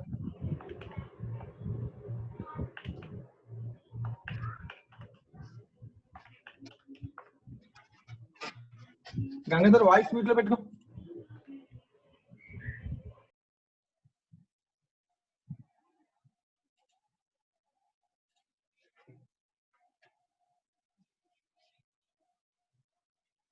ఎవరికైనా డౌట్స్? సమ్ క్లియర్ అయినా అందరికి? సే yes or no. yes sir. So me work నానా ప్రాక్టీస్ క్వశ్చన్ నెంబర్ 3 మీ వర్క్ నానా.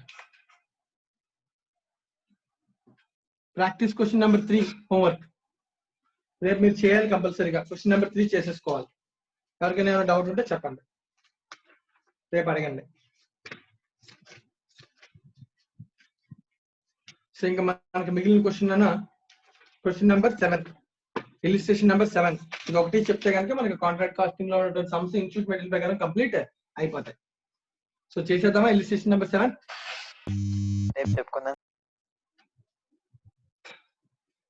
సో అందరూ కూడా ఇలిస్ట్రేషన్ నెంబర్ 7 ఓపెన్ చేయండి.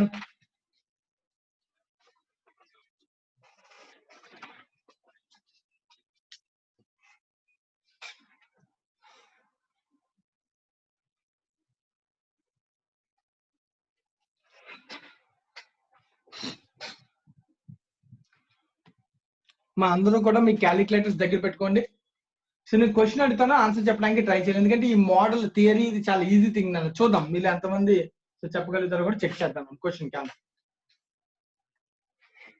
సో క్యాలిక్యులేటర్ దగ్గర పెట్టుకొని క్వశ్చన్ చదువుతున్నానో వినండి. A contractor has entered into a long-term contract at an agreed price of 17,50,000. So contract fixed amount ఉంటుంది, దాని ఏమంటాం ఫిక్స్డ్ ప్రైస్ కాంట్రాక్ట్ అంటే. Subject to escalation clause for materials and wages. So materials కి wages కి escalation class పెట్టుకున్నాను. అంటే పెరిగినా తగ్గిన ప్రైసెస్ కానీ పెరిగినా తగ్గినా సో కాంట్రాక్ట్ ప్రైస్ చేంజ్ అయిపోతుంది, లేకపోతే లేదు. As spelled out in the contract and corresponding actuals as follows. So standard actual నన్ను అబ్జర్వ్ చేయాలి. 2 కాలమ్స్ ఇచ్చాడు. స్టాండర్డ్ లో వాడు చెప్తున్నాను మెటీరియల్ ఏబిసి అని 3 మెటీరియల్స్ వాడతాడు. వాడు ఎంత కొంటాడు? 50, 80, 60 కొందాము కొంటాను అని ఎస్టిమేట్ చేశాను నన్ను. కానీ ఈ 50 కాస్త ఏమైంది ఇప్పుడు యాక్చువల్ గా 48 అయింది, 80 79 అయింది, 60 66 అయింది. ఒక మెటీరియల్ కాస్ట్ పెరిగితే 2 మెటీరియల్ కాస్ట్లు తగ్గాను. సో దీని ఎఫెక్ట్ ని వల్ల కాంట్రాక్ట్ ప్రైస్ ఏమైనా మార్పు వస్తే మనం మార్చాలి, అదే ఆన్సర్. ఫర్ ఎగ్జాంపుల్ 50 నుంచి 58 అయింది, 48 అయింది అంటే తగ్గింది కదా. సో 2 రూపీస్ తగ్గింది. సో క్యాలిక్యులేట్ చేస్తే 5000 into 2 క్యాలిక్యులేట్ చేయాలని జాగ్రత్తగా. 5000 into 2 రూపీస్ అంటే 10,000 ప్రైస్ తగ్గినప్పుడు కాంట్రాక్ట్ ప్రైస్ ఏం చేయాలి, తగ్గించాలి 10,000 మెటీరియల్ ఏ వల్ల. అలాగే మెటీరియల్ బి వల్ల తగ్గించాలి, 1 రూపీ into 3,500 3,500 తగ్గించాలి మెటీరియల్ బి వల్ల. మెటీరియల్ సిని పెరిగిందన్న అంటే కాంట్రాక్ట్ ప్రైస్ పెంచాలి. ఎంత పెంచాలి అంటే కనుక క్యాలిక్యులేట్ చేస్తే 2,500 into 6 రూపీస్ 15,000 పెంచాలి, 13,500 ని తగ్గించాలి, అంతే కదా. సో నెట్ ఎఫెక్ట్ 1,500 అంటే 17,50,000 కాంట్రాక్ట్ ప్రైస్ ని మెటీరియల్స్ వల్ల 1,500 పెంచాలి. అంటే ఫ్యూచర్ లో పేమెంట్ చేసే టైం కి యాక్చువల్ వాల్యూస్ మారే కాబట్టి కాంట్రాక్ట్ ప్రైస్ 1,500 పెరుగుతుంది డ్యూ టు మెటీరియల్స్. మా అర్థమవుతుందా? Right. In the same way labour కూడా క్యాలిక్యులేట్ చేసి చెప్పండి. లేబర్ వల్ల ఎఫెక్ట్ ఎంతో చెప్పండి, క్యాలిక్యులేట్ చేయండి.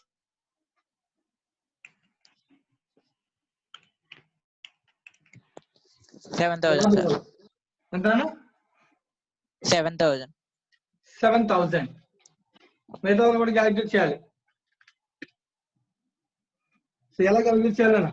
సో 2,000 2,100 పట్టించుకోకూడదు, అంటే క్వాంటిటీ ఆర్ అవర్స్ యూజ్ అనేది వాడి ఎస్టిమేషన్. వాడిది తప్పు చేస్తే మనం ఏం చేయలేము నాన్న, దానికి కాంట్రాక్ట్ సంబంధం లేదు, రైట్ అన్న. సో మన కాంట్రాక్ట్ సంబంధం వల్ల రేట్ లో చేంజ్ వస్తేనే ఎస్కలేషన్ క్లాజ్. సో 2,072 రూపీస్ పెరిగింది, 2,000 into 2 4,000 కాంట్రాక్ట్ ప్రైస్ పెరుగుతుంది. 2,575 దీనికి చేంజ్ ఏమీ లేదు.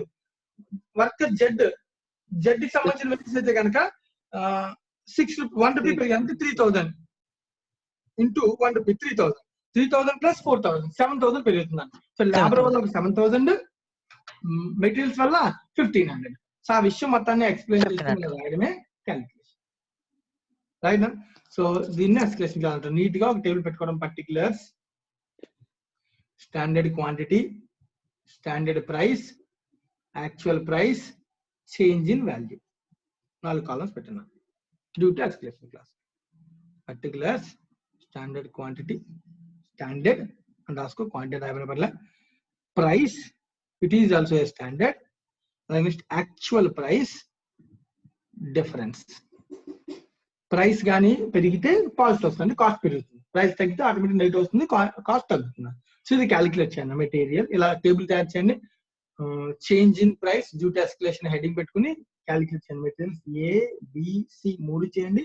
అలాగే వేజెస్ లో కూడా X, Y, Z 3 క్యాలిక్యులేట్ చేయండి. 3 క్యాలిక్యులేట్ చేస్తే కనుక సంబంధించి చెప్తాను. So quantity 5,000, 3,500, 2,500, hours 2,000, 2,500, 3,000. So standard quantity rates 50, 80, 60, 70, 75, 65. The actual prices are 48, 79, 66. ఇక్కడికి వచ్చేప్పటికి 72, 75, 66. సో 2 రూపీస్ ఇంటూ 10 5,000 10,000 రూపీస్ పెరిగిందన్న కాస్ట్. సో ఇక్కడ పెరిగింది కూడా 1 రూపీ తగ్గింది సార్. ప్రైస్ తగ్గింది కదా, తగ్గింది సార్. ఓకేనా. సో ఇక్కడ పెరుగుతున్నది 6 into 2,500 15,000 positive. So due to material cost వచ్చి 1,500 పాజిటివ్ వచ్చింది. అలాగే లేబర్ లో కూడా 2 రూపీస్ పెరిగిందంటే 4,000 కాస్ట్ పెరుగుతుందని. సో దీనిలో నిల్లు. సో దీనిలోకి 1 రూపీ ఇంటూ 3,000 పెరుగుతున్నాం. సో 7,000. సో లేబర్ వల్ల కాంట్రాక్ట్ కాస్ట్ 7,000 పెరుగుతుంది, మెటీరియల్ వల్ల కాంట్రాక్ట్ కాస్ట్ 1,500 పెరుగుతుందన్న. So total effect due to escalation ఎంత అంటే 8,500. So revised contract price equals to వాడు ఇచ్చింది 17,50,000 ఇచ్చాను. 17,50,000 plus 8,500. Answer is 17,58,500 is the revised contract price. So అయితే లాస్ట్ లో కూడా reckoning the full actual consumption of materials and wages, the company has claimed a final price of 17,73,600 అంటున్నాను. So 17,60,73,600 వాడు అడిగినప్పటికీ మనం ఇవ్వం. ఎందుకు ఇవ్వమంటే వాడు మేబీ ఈ క్యాలిక్యులేషన్ లో యాక్చువల్ మెటీరియల్స్ కూడా కన్సిడర్ చేశాడు, క్వాంటిటీ యాక్చువల్ క్వాంటిటీని కన్సిడర్ చేశాడు. యాక్చువల్ క్వాంటిటీని కన్సిడర్ చేయకూడదు. ఎస్కలేషన్ అంటే రేట్స్ మారితే ఇస్తాం నాన్న. ముందు ఫర్ ఎగ్జాంపుల్ ఇంతకు ముందు 5,000 క్వాంటిటీ బిల్డింగ్ కన్స్ట్రక్షన్ కోసం అవుతుంది అని ఎస్టిమేట్ చేశారు మెటీరియల్ ఏ. తర్వాత 5,050 క్వాంటిటీ పెరిగిపోయింది అనుకున్నాను. అప్పుడు ఇంక ఫిక్స్డ్ ప్రైస్ కాంట్రాక్ట్ కి కాస్ట్ ప్లస్ కాంట్రాక్ట్ కి డిఫరెన్స్ ఉంటుంది కదా, యాక్చువల్ గా ఉన్నది ఇచ్చేస్తే కనుక. అర్థమవుతుందా? సో కాబట్టి సో ఇక్కడ మనకి ఈ 17,73,600 వాడు చెప్పిన ఆన్సర్ రాంగ్ అని, ద అడ్మిసిబుల్ క్లెయిమ్ ఎంత అని అడుగుతున్నాడు. ద ఆన్సర్ ఇస్ 17,58,500 అని కన్క్లూషన్ చెప్తాం. Any doubts? Question number 7. Sir cost plus ఇచ్చినప్పుడు అప్పుడు యాక్చువల్ క్వాంటిటీ కన్సిడర్ చేయాలా సార్?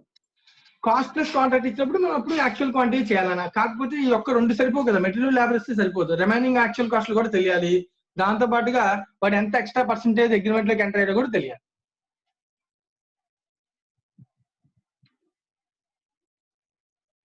యశ్వంత్ ఓకేనా? Yes sir. సో ఇక్కడైతే కనుక ఇది fixed price contract, escalation clause అనేది ఫిక్స్డ్ ప్రైస్ కాంట్రాక్ట్ అప్లై అవుతుంది జనరల్ గా. సో కాబట్టి ఫిక్స్డ్ ప్రైస్ అన్నప్పుడు క్వాంటిటీలో మార్పు ఉండదు, ప్రైస్ లో మార్పుల్ని కన్సిడర్ చేసి ఎస్కలేషన్. అసలు ఇవేమీ కన్సిడర్ చేయకుండా ఓన్లీ స్టాండర్డ్ క్వాంటిటీని బేస్ చేసుకుని ప్రైస్ ఫిక్స్ అయిపోయాడు. ఆల్రెడీ 17,50,000కి ఇంకా మార్పు ఉండదు అని చెప్పేస్తే it is called fixed price contract. So escalation clause ఉంటే ఆ ప్రైస్ కాంట్రాక్ట్ కొంచెం పెంచడం కానీ తగ్గించడం కానీ చేయొచ్చు due to change in rates.